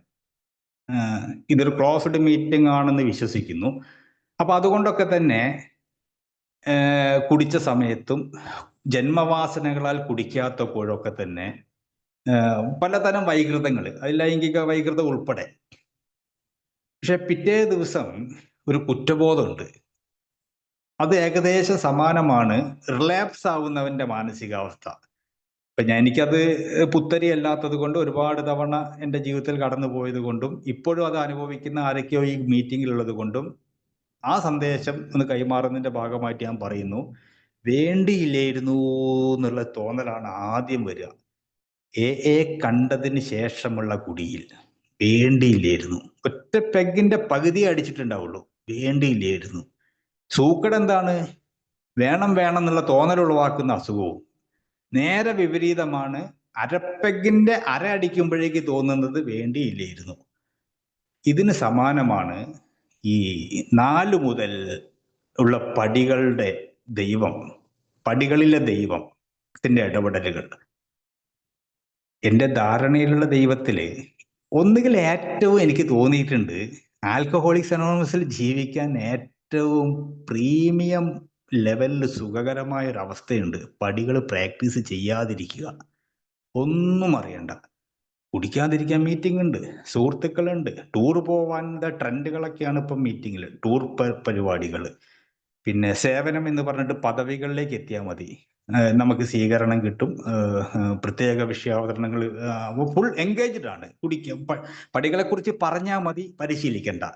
വലിയ വലിയ സുഖമാണ് സത്യത്തില്. പക്ഷേ ഈ ദൈവം അങ്ങനെ വെറുതെ വിടാൻ ഉദ്ദേശിക്കാത്തത് കൊണ്ട്, ദൈവം പൊട്ടനല്ലാത്തത് കൊണ്ടും, കുടിയന്റെ ദൈവത്തിൽ എൻ്റെ കുറ്റബോധങ്ങൾ എൻ്റെ ദൈവം ക്ഷമിച്ചില്ല. പടികളുടെ ദൈവം എന്നെ വീണ്ടും ചെയ്യിപ്പിച്ചു. തെറ്റുകൾ ചെയ്യാനുള്ള സ്വാതന്ത്ര്യവും തിരുത്താനുള്ള അവകാശവും തന്നു. അപ്പോ കുടിച്ചിരുന്ന കാലത്ത് ചെയ്തതൊക്കെ തന്നെ എനിക്ക് പറയാൻ ഒരു കാര്യം ഉണ്ടായിരുന്നു. കുടിച്ചപ്പോ സംഭവിച്ചു പോയി. ആ വീട്ടില്, ആ ഓലമേഞ്ഞ വീട്ടിൽ, ആ മണ്ണെണ്ണ വിളക്ക് കത്തിക്കുന്ന ആ വീട്ടിൽ ആ പെണ്ണ് മാത്രം ജീവിക്കുന്നതെന്ന് എനിക്കും നാട്ടുകാർക്കും അറിയാം. ഞാൻ പിന്നെ അവിടെ പോകേണ്ട ആവശ്യമില്ല. ഓളെപ്പറ്റി നല്ല അഭിപ്രായമല്ല നാട്ടുകാർക്ക്. കുടിച്ചപ്പയ്ക്ക് തോന്നി കയറാൻ. ഞാൻ പോയി ഓരമേഞ്ഞ വാതിൽ ചവിട്ടിപ്പൊളിച്ചു, ഉള്ളിൽ കയറി വിളക്കൂതി. അപ്പൊ അന്ന് ഈ പറയുന്ന പോലെ ഒരു നാട്ടിൻ പുറവും ഇപ്പോഴത്തെ പോക്സോ കേസൊന്നും ഇല്ലാത്തത് കൊണ്ടും, സ്ത്രീ ഈ വനിതാ സെൽ അല്ലെങ്കിൽ എന്താ CI പോസ്റ്റുകൾ ഇല്ലാത്തത് കൊണ്ടും അന്നത്തെ കാലത്ത് ഞാൻ അറസ്റ്റ് ചെയ്യപ്പെട്ടില്ല, അല്ലെങ്കിൽ നാട്ടുകാര് അറിഞ്ഞില്ല. പക്ഷേ കുടിയന്റെ ദൈവത്തോട് ഞാൻ പ്രാർത്ഥിച്ചത്, ഞാൻ ആ വീട്ടിൽ നിന്ന് അക്രമം കഴിഞ്ഞ് ഇറങ്ങി വരുമ്പോ ആ പെണ്ണെന്നോട് ഒരു വാക്ക് പറഞ്ഞു, നാളെ രാവിലെ പുലർച്ചയ്ക്ക് എൻ്റെ വീട്ടിലെത്താൻ എൻ്റെ അച്ഛനെ ഒന്ന് കാണണമെങ്കിൽ. അവളത്ര പുണ്യാളത്തിയല്ലാന്ന് എനിക്കറിയാം, പക്ഷേ എന്നെ പൂട്ടാൻ അത് മതി. എൻ്റെ അച്ഛനൊരു പുണ്യാളനായിരുന്നു, അതാണ് പ്രശ്നം. അപ്പോ ദൈവത്തോട് ഞാൻ കുടിച്ചപ്പോഴും പ്രാർത്ഥിച്ചത്, ഓളിങ്ങോട്ട് വരരുതേ, എന്നെ രക്ഷിക്കണേ. ഈ സുബോധ ലൈംഗികതയില് പലപ്പോഴും ഞാൻ വഴിവിട്ടു പോയിട്ടുണ്ട്. ഭാര്യയോട് തെറ്റി കഴിഞ്ഞാൽ മാസങ്ങളോളം ആ തെറ്റ് നീണ്ടുപോകും. ഇത് ഇവിടെ പറയരുത്, ഇത് മീറ്റിംഗ് ആണ് എന്നൊക്കെ ആരെങ്കിലും പറയാൻ ആഗ്രഹിക്കുന്നുണ്ടെങ്കിൽ ഞാൻ നിങ്ങളോട് പറയുന്നു, നിങ്ങൾ പറയണ്ട. എൻ്റെ റിക്കവറിയാണ് എൻ്റെ പ്രശ്നം. പലപ്പോഴും കേൾക്കുന്ന ഒരു സ്ഥിരം പല്ലവിയാണിത്, എല്ലാം പറയരുത്. ലോകത്തിൽ മറ്റൊരു ഇടം നിങ്ങൾ കാണിച്ചു തരികയാണെങ്കിൽ ഞാൻ AA പറയാതിരിക്കാം. എൻ്റെ ധാരണയിലുള്ള AA ഈ കൂടിയിരിക്കുന്നവര്, ഇപ്പം എൻ്റെ കണക്കിൽ ഞാൻ ഈ മൊബൈൽ നോക്കിക്കഴിഞ്ഞാൽ 38 പേരും ഞാൻ ഉൾപ്പെടെയായിരിക്കാം. 39ാമത്തെ ഒരു ആൾ കൂടി ഈ മീറ്റിംഗിൽ ഉണ്ടെന്ന് വിശ്വസിച്ചിട്ടാണ് ഞാൻ ഈ പറയുന്ന ശക്തി. അപ്പോ തെറ്റിക്കഴിഞ്ഞാൽ ഉണ്ടാവുന്ന ഒരു ജനിതക വാസനയാണ്, തെറ്റിക്കഴിഞ്ഞാൽ ലൈംഗിക ആഗ്രഹം തോന്നുകയും പക്ഷെ എൻ്റെ അഹങ്കാരം തോൽക്കാൻ സമ്മതിക്കാത്തത് കൊണ്ട് അത് സ്വയംഭോഗത്തിലേക്ക് എത്തിക്കുകയും അത് അനിയന്ത്രിതമായ അവസ്ഥയിലേക്ക് പോവുകയും ചെയ്യുന്ന 4ാം പടി പരിശോധനകൾ. മാസമുറ സമയത്ത് പ്രത്യേക ലൈംഗിക ആസക്തി വരുന്ന ഒരു പ്രത്യേക മാനസിക രോഗത്തിന് ഉടമ കൂടിയാണ് ഞാൻ. എൻ്റെ ദൈവം എന്നോട് പറഞ്ഞു, അതൊക്കെ നിലനിർത്തിക്കൊള്ളാൻ പറഞ്ഞു. പക്ഷേ ഇതൊന്ന് പറയണം, ഉള്ളിൽ വെക്കരുത്. ഉള്ളിൽ വെച്ച ഞാൻ ഈ പോക്സോ കേസിൽ ഈ പത്രത്തിലൊക്കെ കാണുന്ന പ്രതികളില് വളരെ പ്രായം ചെന്ന ആളുകളൊക്കെ പിടിക്കപ്പെടുന്നത് കാണുമ്പോൾ അതൊരു സാമൂഹ്യദ്രോഹമായിട്ട് തോന്നിയിട്ടില്ല. നിഷേധിക്കപ്പെട്ട ലൈംഗിക അഭിനിവേശം അവൻ അനുഭവിച്ചുകൊണ്ടേയിരുന്നു വർഷങ്ങളോളം. വീട്ടിലായിരിക്കാം, സമൂഹത്തിന്റെ സദാചാര മതിലുകളിലായിരിക്കാം. ഇത് പ്രകടിപ്പിച്ചത് ഒരു പ്രത്യേക നിമിഷത്തിലായിരിക്കാം. പിടിക്കപ്പെട്ടത് കേസുമാണ്. പക്ഷേ 5-ാം പടി എന്നെ പോക്സോ കേസുകളിൽ നിന്ന് രക്ഷപ്പെടുത്തി. 5-ാം പടിയിലെ ശക്തി എന്നോടും മറ്റൊരു വ്യക്തിയോടും ദൈവത്തോടും ഏറ്റുപറഞ്ഞു. യഥാർത്ഥത്തിൽ പടികളിലെ ദൈവം മസാല ദൈവമാണെന്ന് എനിക്ക് തോന്നി. ഇഷ്ടപ്പെടുന്ന ദൈവമാണ്.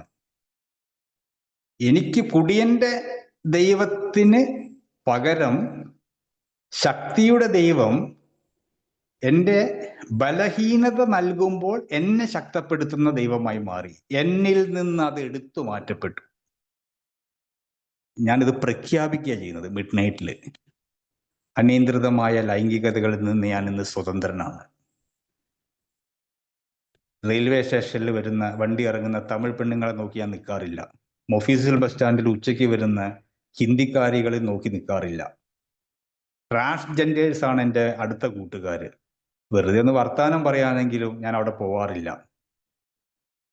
ഞാൻ ഏറ്റവും പവിത്രവും വിശ്വസിക്കാവുന്നതും സുരക്ഷിതവുമായ ലൈംഗിക ബന്ധം ഭാര്യ ഉണ്ടെങ്കിൽ ഭാര്യ മാത്രമാണ് എന്നൊരു തരത്തിലേക്ക് പടികളിലെ ദൈവം എന്നെ എത്തിച്ചു.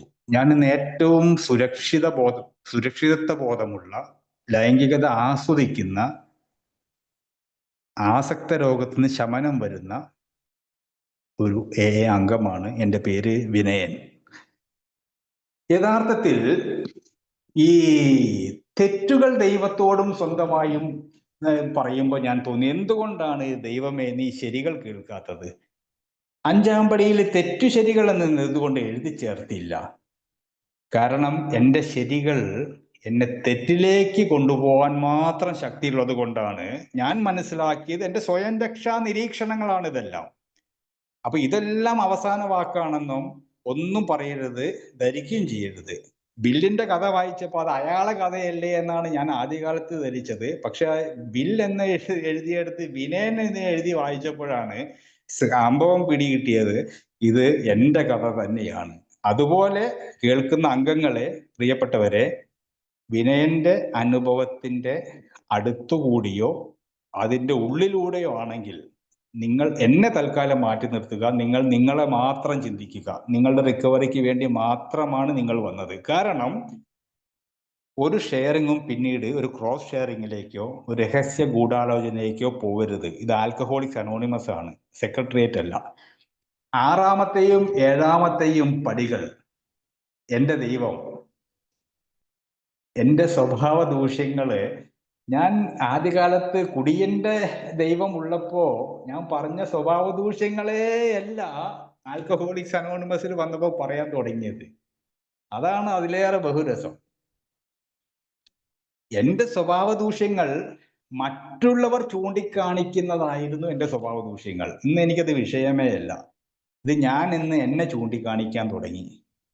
എനിക്ക് പോലും ലജ്ജ തോന്നുന്ന തരത്തിലുള്ള അപാകതകൾ എൻ്റെ ഉള്ളിലാണ്. പുറത്തുള്ള പ്രകടനങ്ങൾ കണ്ടിട്ടാണ് നീ അത് ചെയ്തത് ശരിയായില്ലെന്നും നീ ഇത് പറഞ്ഞത് ശരിയായില്ലെന്നും നീ അങ്ങോട്ട് പോകരുതെന്നും അത് ശരിയായ രീതിയില്ലെന്നും അതിൻ്റെ സ്വഭാവത്തിലെ മാറ്റം പ്രശ്നമാണെന്നൊക്കെ നാട്ടുകാരും വീട്ടുകാരും പറഞ്ഞത്. ഇന്ന് ഞാൻ എന്നെ പറയാൻ തുടങ്ങിയപ്പോൾ അവരിപ്പോൾ പറയുന്നില്ല എന്നുള്ളതാണ് വാസ്തവം. അപ്പോ ഈ പടികളിലെ ശക്തി ഞാൻ തയ്യാറായിട്ടേ ഉള്ളൂ, അപേക്ഷിച്ചിട്ടേ ഉള്ളൂ. ഇപ്പോഴും അപ്രൂവൽ വന്നിട്ടില്ല. അതുകൊണ്ടാണ് ഞാൻ വീണ്ടും ആൽക്കഹോളിക്സ് അനോണിമസിലേക്ക് വരുന്നത്. സാങ്ഷൻ, ഞങ്ങളെ ബാങ്കിങ് ഭാഷയെ പറഞ്ഞാൽ അപ്രൂവൽ ഓക്കെ, സാങ്ഷൻ ആയിട്ടില്ല. ഇനി പ്രീ അപ്രൂവൽ, പ്രീ സാങ്ഷൻ, കുറെ ഘട്ടങ്ങളുണ്ട്. അവസാനം നിങ്ങൾക്ക് ഈ ലോൺ പാസ്സായ എമൗണ്ട് കിട്ടണ്ടേ, നിങ്ങളുടെ അക്കൗണ്ടിൽ സാധനം വരണ്ടേ, എന്നാലേ നിങ്ങൾക്ക് ആ പൈസ കൊണ്ട് കാര്യമുള്ളൂ. ഇതെന്റെ ജോലിയായിട്ട് ബന്ധപ്പെട്ട ഒരു ഉദാഹരണം പറഞ്ഞെന്ന് മാത്രം. അപ്പൊ അതുകൊണ്ട് ഈ പറഞ്ഞ കാര്യം ഇത് കഴിയുമ്പോഴേക്ക് എൻ്റെ എല്ലാ സ്വഭാവവും മാറി. അതുകൊണ്ട് പറയുന്നു, നാം ആരും പുണ്യവാളന്മാരല്ല. പൂർണ്ണതയില്ല, പുരോഗതിയാണ് ലക്ഷ്യം. വീണ്ടും ഞാൻ പടി പ്രാക്ടീസ് ചെയ്യേണ്ടിയിരിക്കുന്നു. ഞാൻ ഏറ്റവും കേൾക്കാൻ ഇഷ്ടപ്പെടാത്ത ഒരു പടി പടി പരിശീലിക്കുന്നവരുടെ ഷെയറിങ്ങിലാണ്. അവർ ശ്രദ്ധിക്കുന്നത് കൊണ്ടാണോ ശ്രദ്ധിക്കാത്തത് കൊണ്ടാണോ എന്നറിയില്ല. ഞാൻ 4-ാം പടി ചെയ്ത് കഴിഞ്ഞു, ഞാൻ 8-ാം പടി ചെയ്ത് കഴിഞ്ഞു. എന്നാൽ പിന്നെ വീട്ടിൽ ടി വി കണ്ടിരുന്നാൽ പോലും ഞാൻ മനസ്സിൽ ചോദിക്കാറുണ്ട്, അവരോട് ചോദിക്കാറില്ല. ഇത് കഴിയുന്ന ഒരു പരിപാടി ആയിട്ട് എന്നെ സംബന്ധിച്ച് തോന്നിയിട്ടില്ല. അപ്പൊ 4 മുതൽ അവിടുന്ന് 9 വരെ, സോറി, ഈ 6 വരെ എൻ്റെ ധാരണയിലുള്ള ദൈവവും കുടിയന്റെ ദൈവവും ശക്തിയുടെ ദൈവവും തമ്മിൽ എനിക്ക് തന്ന ആനുകൂല്യങ്ങളും ആദ്യകാലത്ത് എനിക്ക് തന്ന ഭ്രഷ്ടുകളും തമ്മിലുള്ള വ്യത്യാസത്തിൽ ഞാൻ സ്വതന്ത്രനാവുന്നു. ഞാൻ തെറ്റുകളിലൂടെ എൻ്റെ ജീവിതം മെച്ചപ്പെടുത്തുന്നു. അതും കഴിഞ്ഞ് ഈ ഈ പറയുന്നത് ഞാൻ ഇപ്പം 7 വരെ, ഓക്കെ, 8-ലും 9-ലേക്കും കടക്കുമ്പോൾ എന്നെ സംബന്ധിച്ച് ഞാൻ എങ്ങനെ ജീവിക്കണം എന്നത് ഈ കുടിനിർത്തൽ പരീക്ഷണങ്ങളൊക്കെ ഞാൻ തീരുമാനിച്ചിരുന്നു. ഈ 7-ലെത്തിയിട്ടും ഈ ടൈം ടേബിൾ എഴുതുക എന്ന് പറഞ്ഞ സ്വഭാവം എന്നിൽ വിടാതെ നിന്നു. ഈ ദൈനംദിന ചിട്ട 6 മണിക്ക്, 5 മണിക്ക്, 6 മണിക്ക്, 8 മണിക്ക്, എങ്ങനെ. എൻ്റെ വൈഫാണെങ്കിൽ നേരെ തല തിരിച്ചിട്ടു. ഒരു ടൈം ടേബിളിന്റെ ആവശ്യമില്ല, അവർ അതാത് സമയത്ത് ചെയ്യുന്നു. പക്ഷെ എനിക്ക് അനുയോജ്യമായ രീതിയിലാവില്ല. അതിനു വേണ്ടി സൈക്കോളജിസ്റ്റിന്റെ അടുത്ത് വീണ്ടും വീണ്ടും പോവേണ്ടി വന്നു. ഞാൻ പോകുമ്പോൾ വലിയൊരു പ്ലാനൊക്കെ വരയ്ക്കുന്ന ഷീറ്റിലാണ് ഞാൻ എൻ്റെ ടൈം ടേബിൾ എഴുതിയത്. തിങ്കളാഴ്ച, അതിൽ ഒരുപാട് പദ്ധതികളുണ്ട്. രാവിലെ തൊട്ട് രാത്രി 24 മണിക്കൂർ പദ്ധതി, തിങ്കളാഴ്ച, ചൊവ്വാഴ്ച, ബുധനാഴ്ച, ഞായറാഴ്ച വരെ. ഇതും അവളെ സ്റ്റൈലും തമ്മിൽ യോജിക്കുന്നില്ല. ഞാൻ എങ്ങനെ ജീവിക്കണമെന്ന് എൻ്റെ ദൈവത്തിന് വേണ്ടി ഞാൻ പ്ലാൻ ചെയ്തു. ഇന്ന് ഞാൻ എങ്ങനെ ജീവിക്കണമെന്ന് ഈ ദൈവം കാണിച്ചു തരുന്നു. ഒറ്റ ഉത്തരേ ഉള്ളൂ: സമാധാനത്തിലൂടെ, പരിഹാരത്തിലൂടെ. ഞാൻ ചെയ്ത ചാർട്ടുകളൊക്കെ തന്നെ ഒരു ദിന ടൈം ടേബിൾ വരെ എന്റെ സമാധാനം കെടുത്തി. എനിക്ക് പുതിയ പ്രശ്നങ്ങൾ വന്നു. ഒരു പ്രശ്നം പരിഹരിക്കുമ്പോൾ അടുത്തത് വന്നു. യഥാർത്ഥത്തിൽ എൻ്റെ പദ്ധതി, ഒരു ദൈനംദിന ചാർട്ട്, ഞാൻ ഈ ലോകത്തിൽ ഒറ്റയ്ക്കില്ല. ഇപ്പൊ അടുത്ത ഏതോ ഒരു കൈലാസം എന്നതോ പറഞ്ഞൊരു രാജ്യം ഒരു സ്വാമി ഉണ്ടാക്കിയെന്നോ, പഴയ തമിഴ് നടി രഞ്ജിതയോ, അയാളുടെ ഭാര്യയാണ്. അവിടെ പാസ്പോർട്ട് എന്തൊക്കെയോ ആനുകൂല്യങ്ങളുണ്ട്. ഒരു പ്രത്യേക രാജ്യമായിട്ട് അയാൾ അതിനെ പ്രഖ്യാപിച്ചു. ഈ പറയുന്ന, പക്ഷേ ഈ പറയുന്ന കുടിച്ചിരുന്ന സമൂഹത്തിലാണ് ഞാൻ ജീവിക്കുന്നത്. എൻ്റെ ഭാര്യ തന്നെയാണ് ഇപ്പോഴും ഉള്ളത്. അമ്മ മാറിയിട്ടില്ല. പെങ്ങളും അളിയനൊക്കെ അത് തന്നെയാണ്. അപ്പൊ ഇവരെ അടുത്തൊക്കെ ഞാൻ ജീവിക്കുമ്പോൾ എനിക്ക് അനുസരിച്ചുള്ള പദ്ധതികൾ ആസൂത്രണം ചെയ്യുമ്പോൾ നല്ല കാര്യം. ഈ മൈൻഡ് ഡെവലപ്പേഴ്സും സൈക്കോളജിസ്റ്റും ഒക്കെ ടിപ്സ്, ഞാൻ ഇന്നാളും എൻ്റെ സുഹൃത്തിൻ്റെ അടുത്ത് പോയി കുറെ ടിപ്സും കാര്യമൊക്കെ പറഞ്ഞു തന്നു. പിന്നെ എനിക്കിത് പോവാൻ ഞാൻ ഏറ്റവും ഇഷ്ടപ്പെടുന്ന വിഷയമാണ് സൈക്കോളജി. എനിക്ക് പഠിക്കാൻ ആഗ്രഹമുണ്ട്. മിക്കവാറും ഈ കൊല്ലം ചേരണമെന്നുണ്ട്. 5 കൊല്ലത്തെ ആഗ്രഹം കഴിഞ്ഞിട്ടില്ല. പഴയ പോട്ടെ. ഞാൻ പറഞ്ഞു വരുന്നത്, ഈ പറഞ്ഞ എൻ്റെ പദ്ധതികൾ മറ്റു മനുഷ്യരുമായിട്ട് ബന്ധപ്പെടുമ്പോൾ മാത്രമേ ആ പദ്ധതികൾ വിജയത്തിലേക്കോ പുരോഗതിയിലേക്കോ പ്രശ്നങ്ങൾ പരിഹാരത്തിലേക്ക് എത്തുള്ളൂ. 8ഉം 9ഉം പടികൾ പറഞ്ഞു തന്നു. കാരണം അസുഖം ബന്ധങ്ങളെ ബാധിച്ചതാണ്, കുപ്പിയല്ല ബാധിച്ചത്. കുപ്പി പൊട്ടിയതുപോലെ ഹൃദയം പൊട്ടിയ നിരപരാധികൾ, ചെയ്യാത്ത തെറ്റിന് കുറ്റം ഏറ്റുപോയവർ, രോഗമില്ലാതെ മനോരോഗി ആയ കുടുംബാംഗങ്ങൾ, ഇവർക്കിടയിലേക്കാണ് ഞാൻ ഈ പറയുന്ന മാപ്പപേക്ഷയുമായി ചെല്ലുന്നത്. അവരെ നിരസിച്ചില്ലെങ്കിലേ അത്ഭുതമുള്ളൂ. പല അപേക്ഷകളും ഈ പടി അറിയാതെ ചെയ്തപ്പോൾ നിരസിച്ചു. ബന്ധങ്ങൾ കൂടുതൽ വഷളായി. യഥാർത്ഥത്തിൽ 8ഉം 9ഉം ഞാൻ എങ്ങനെയാണ് സമാധാനത്തിൽ അവരോടൊപ്പം എൻ്റെ പദ്ധതിക്കനുസരിച്ച് ജീവിക്കേണ്ടത് എന്ന് സമയമെടുത്ത് ചെയ്യുന്ന ഒരു പ്രക്രിയ ആയിട്ട് ആൽക്കഹോളിക്സ് അനോണിമസിലെ ഒരു ശക്തിയുടെ സഹായം കൊണ്ട് മാത്രമേ എനിക്ക് അവരെ അഭിമുഖീകരിക്കാൻ കഴിയുള്ളൂ എന്ന് മനസ്സിലായി. ഞാൻ എൻ്റെ പെങ്ങളും അളിയനുമായിട്ട് ഒരുപാട് പ്രശ്നങ്ങൾ ഉണ്ടായതാണ്. അപ്പം ഈ കഴിഞ്ഞൊരു വർഷം ഏകദേശം 10-11 മാസത്തോളം എറണാകുളത്ത് താമസിക്കേണ്ടി വന്നു. വല്ലപ്പോഴും കോഴിക്കോട് വന്ന് ഡോർമെട്രിയിലൊക്കെ റൂം എടുത്തിട്ട് ഭാര്യയും മകളും അവിടെ, ഞാൻ ജോലി ആവശ്യത്തിനോടെ വരും. നിൽക്കാൻ സ്ഥലമില്ല, ചെലവ് ഒക്കെ ഉള്ളതുകൊണ്ട്, പൈസ ഇല്ലാത്തതുകൊണ്ട് ഈ ചെറിയ 200 റുപ്യക്ക് ഡോർമെട്രി കിട്ടാനുണ്ട്, അവിടെയൊക്കെ നിൽക്കും. ഒരു ദിവസം ട്രെയിൻ യാത്രയിൽ എനിക്ക് തോന്നി, എന്തുകൊണ്ട് എൻ്റെ പെങ്ങളും അളിയനും കോഴിക്കോട് സിറ്റിയിൽ തന്നെ ഉണ്ടല്ലോ, ഒന്ന് പോയിട്ട് അവിടെ നിന്നൂടാ. ഞാൻ അതിനു മാത്രം അവരെ ബുദ്ധിമുട്ടിപ്പിച്ചിട്ടുണ്ട്. പക്ഷെ സുബോധത്തിൽ എനിക്ക് എന്തുകൊണ്ട് അവരെ അഭിമുഖീകരിച്ചുകൂടാ? ധൈര്യമില്ല. ഈ പറയുന്ന ഒരു കണ്ണാടി വീണുടഞ്ഞു കഴിഞ്ഞാൽ ആ കണ്ണാടി ഞാൻ ചേർത്ത് വെച്ച് എന്നെ നോക്കിയാലും എൻ്റെ മുഖം വൈകൃതമാണ്. അതുപോലെ അവരെന്നെ ശരിയായ രീതിയിലല്ല ഇപ്പോഴും നോക്കിക്കാണുന്നത് എന്നൊരു കുറ്റം ആരോപിക്കപ്പോ അവരുടെ ഹൃദയമെന്ന കണ്ണാടി പൊട്ടിച്ചത് ഞാനാണെന്നും അതിലേക്ക് ഞാൻ നോക്കുമ്പോഴാണ് അവർ ശരിയല്ല എന്ന് എനിക്ക് തോന്നിയതെന്നും 8ഉം 9ഉം പറഞ്ഞു. അസാമാന്യമായ ധൈര്യം വേണം 8ഉം 9ഉം പടികൾ പ്രാക്ടീസ് ചെയ്യാൻ. ജീവനുള്ള മനുഷ്യരെയാണ് കാണാൻ പോകുന്നത്, മുറിവേറ്റ മനസ്സുകളെയാണ് കാണുന്നത്. നിസാരമായ കാര്യമൊന്നുമല്ലത്.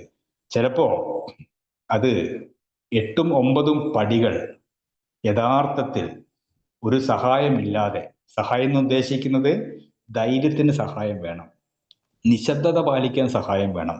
തിരിച്ച് ഏത് തരത്തിലുള്ള പ്രത്യാക്രമണങ്ങളും വരാം. കഴിഞ്ഞ കാലത്തുള്ള ഭാണ്ഡക്കെട്ടുകൾ മുഴുവൻ അവര് എൻ്റെ മുന്നിലേക്ക് വലിച്ചെറിയാം.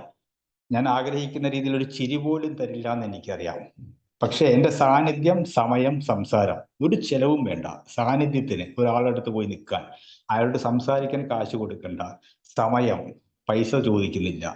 ഈ 2-3 ഘടകങ്ങളിലൂടെ ഈ കാര്യങ്ങളെ നോക്കിക്കാണുമ്പോൾ അവരും സൃഷ്ടാവിൻ്റെ, ദൈവത്തിൻ്റെ പ്രതിരൂപങ്ങളാണ്. തലച്ചോറ് സൃഷ്ടിച്ചിട്ടുണ്ട്, നട്ടെല്ല് തന്നിട്ടുണ്ട്, ചൂടിപ്പടമല്ല.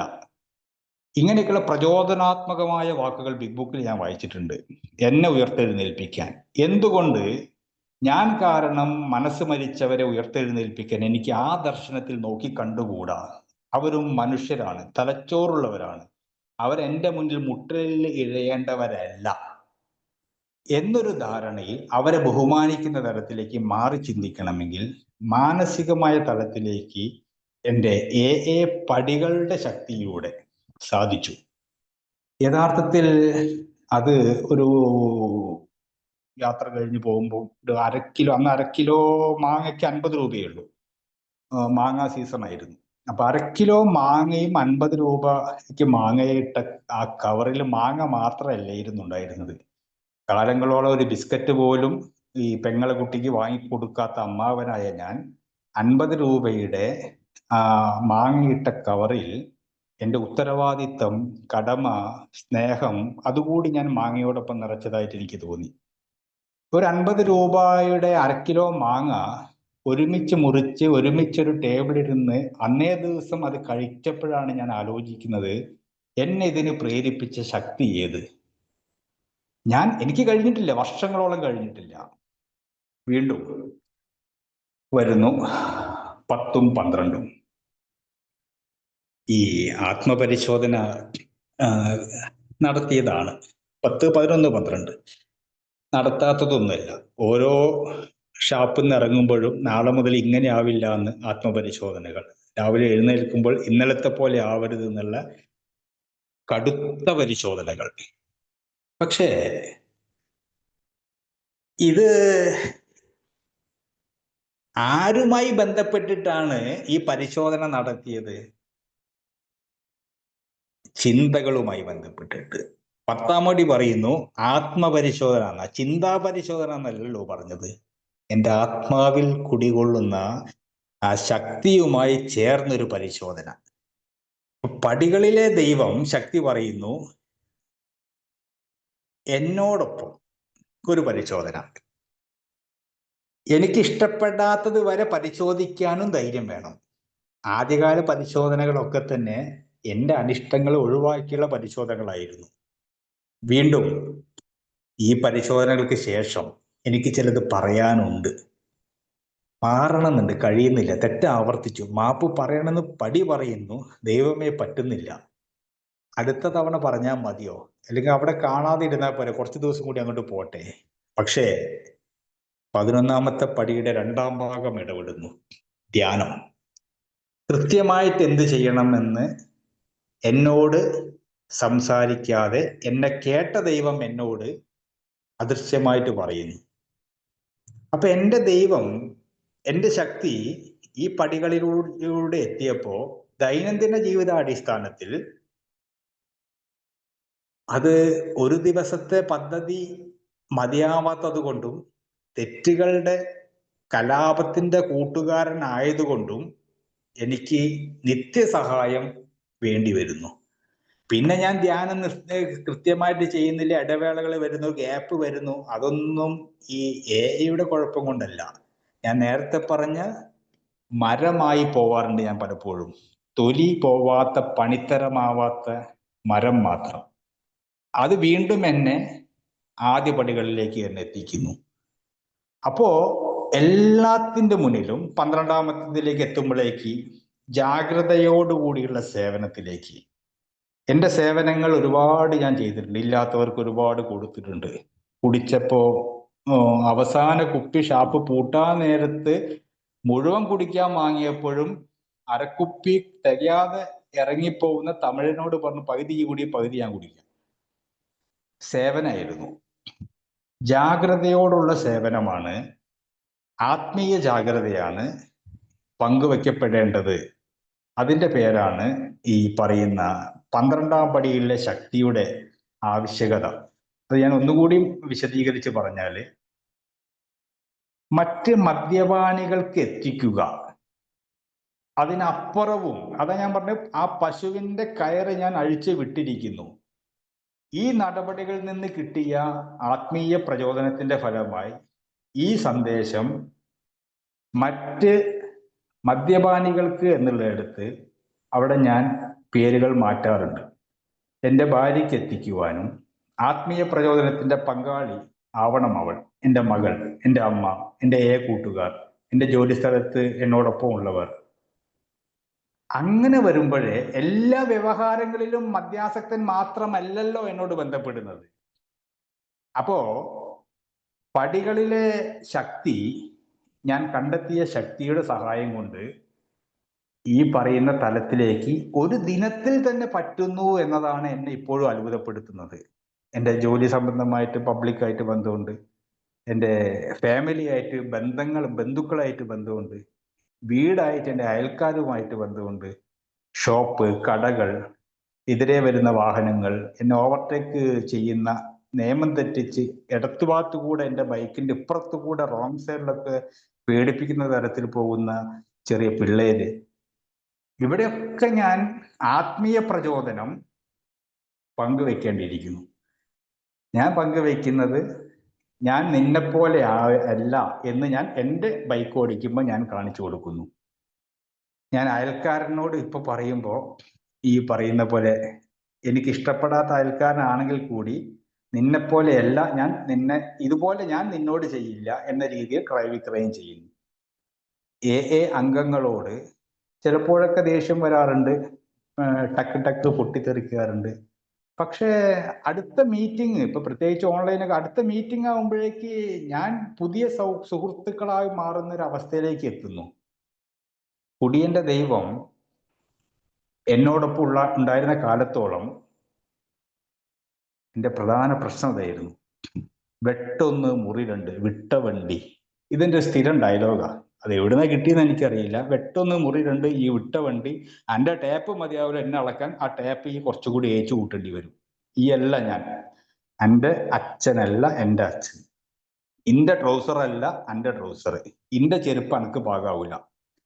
ഇമ്മാരി ഒരു ഗുണ്ടായിസ ഡയലോഗുകൾ ശൈലികളിലും ഷെയറിങ്ങുകളിലും ബന്ധങ്ങളിലൊക്കെ വന്നു പോയിക്കൊണ്ടിരുന്നു. 12ാം പടിയിലെ ശക്തമായ രീതി, ആ രീതിയാണ് എൻ്റെ ശക്തി. ഈ പറയുന്ന വ്യവഹാരങ്ങളിൽ ഒരു തവണ ഞാൻ ദേഷ്യപ്പെട്ടിട്ടുണ്ടെങ്കിൽ, നീരസം പ്രകടിപ്പിച്ചിട്ടുണ്ടെങ്കിൽ, അന്നത്തെ രാത്രിയിലെ നീരസ പ്രാർത്ഥനയോടുകൂടി അയാൾക്ക് സർവ്വവിധ ഐശ്വര്യങ്ങളും നന്മകളും സമ്പൽ സമൃദ്ധിയും പടച്ചവനെ നൽകണേ, അയാളെ കരകയറ്റണമേ എന്ന് പ്രാർത്ഥിച്ച് അയാളുടെ നന്മയ്ക്ക് വേണ്ടി ഞാൻ പ്രാർത്ഥിച്ച് കിടക്കുന്ന ഞാൻ അതിശക്തനായിട്ടാണ് രാവിലെ പ്രത്യേക ഊർജത്തിലാണ് ഞാൻ എഴുന്നേൽക്കുന്നത്. എൻ്റെ എല്ലാ വ്യവഹാരങ്ങളിലും പാലിക്കാൻ ആ സംഭരിച്ച ശക്തി തരുന്ന 12ാമത്തെ പടിയിലെ ദൈവം.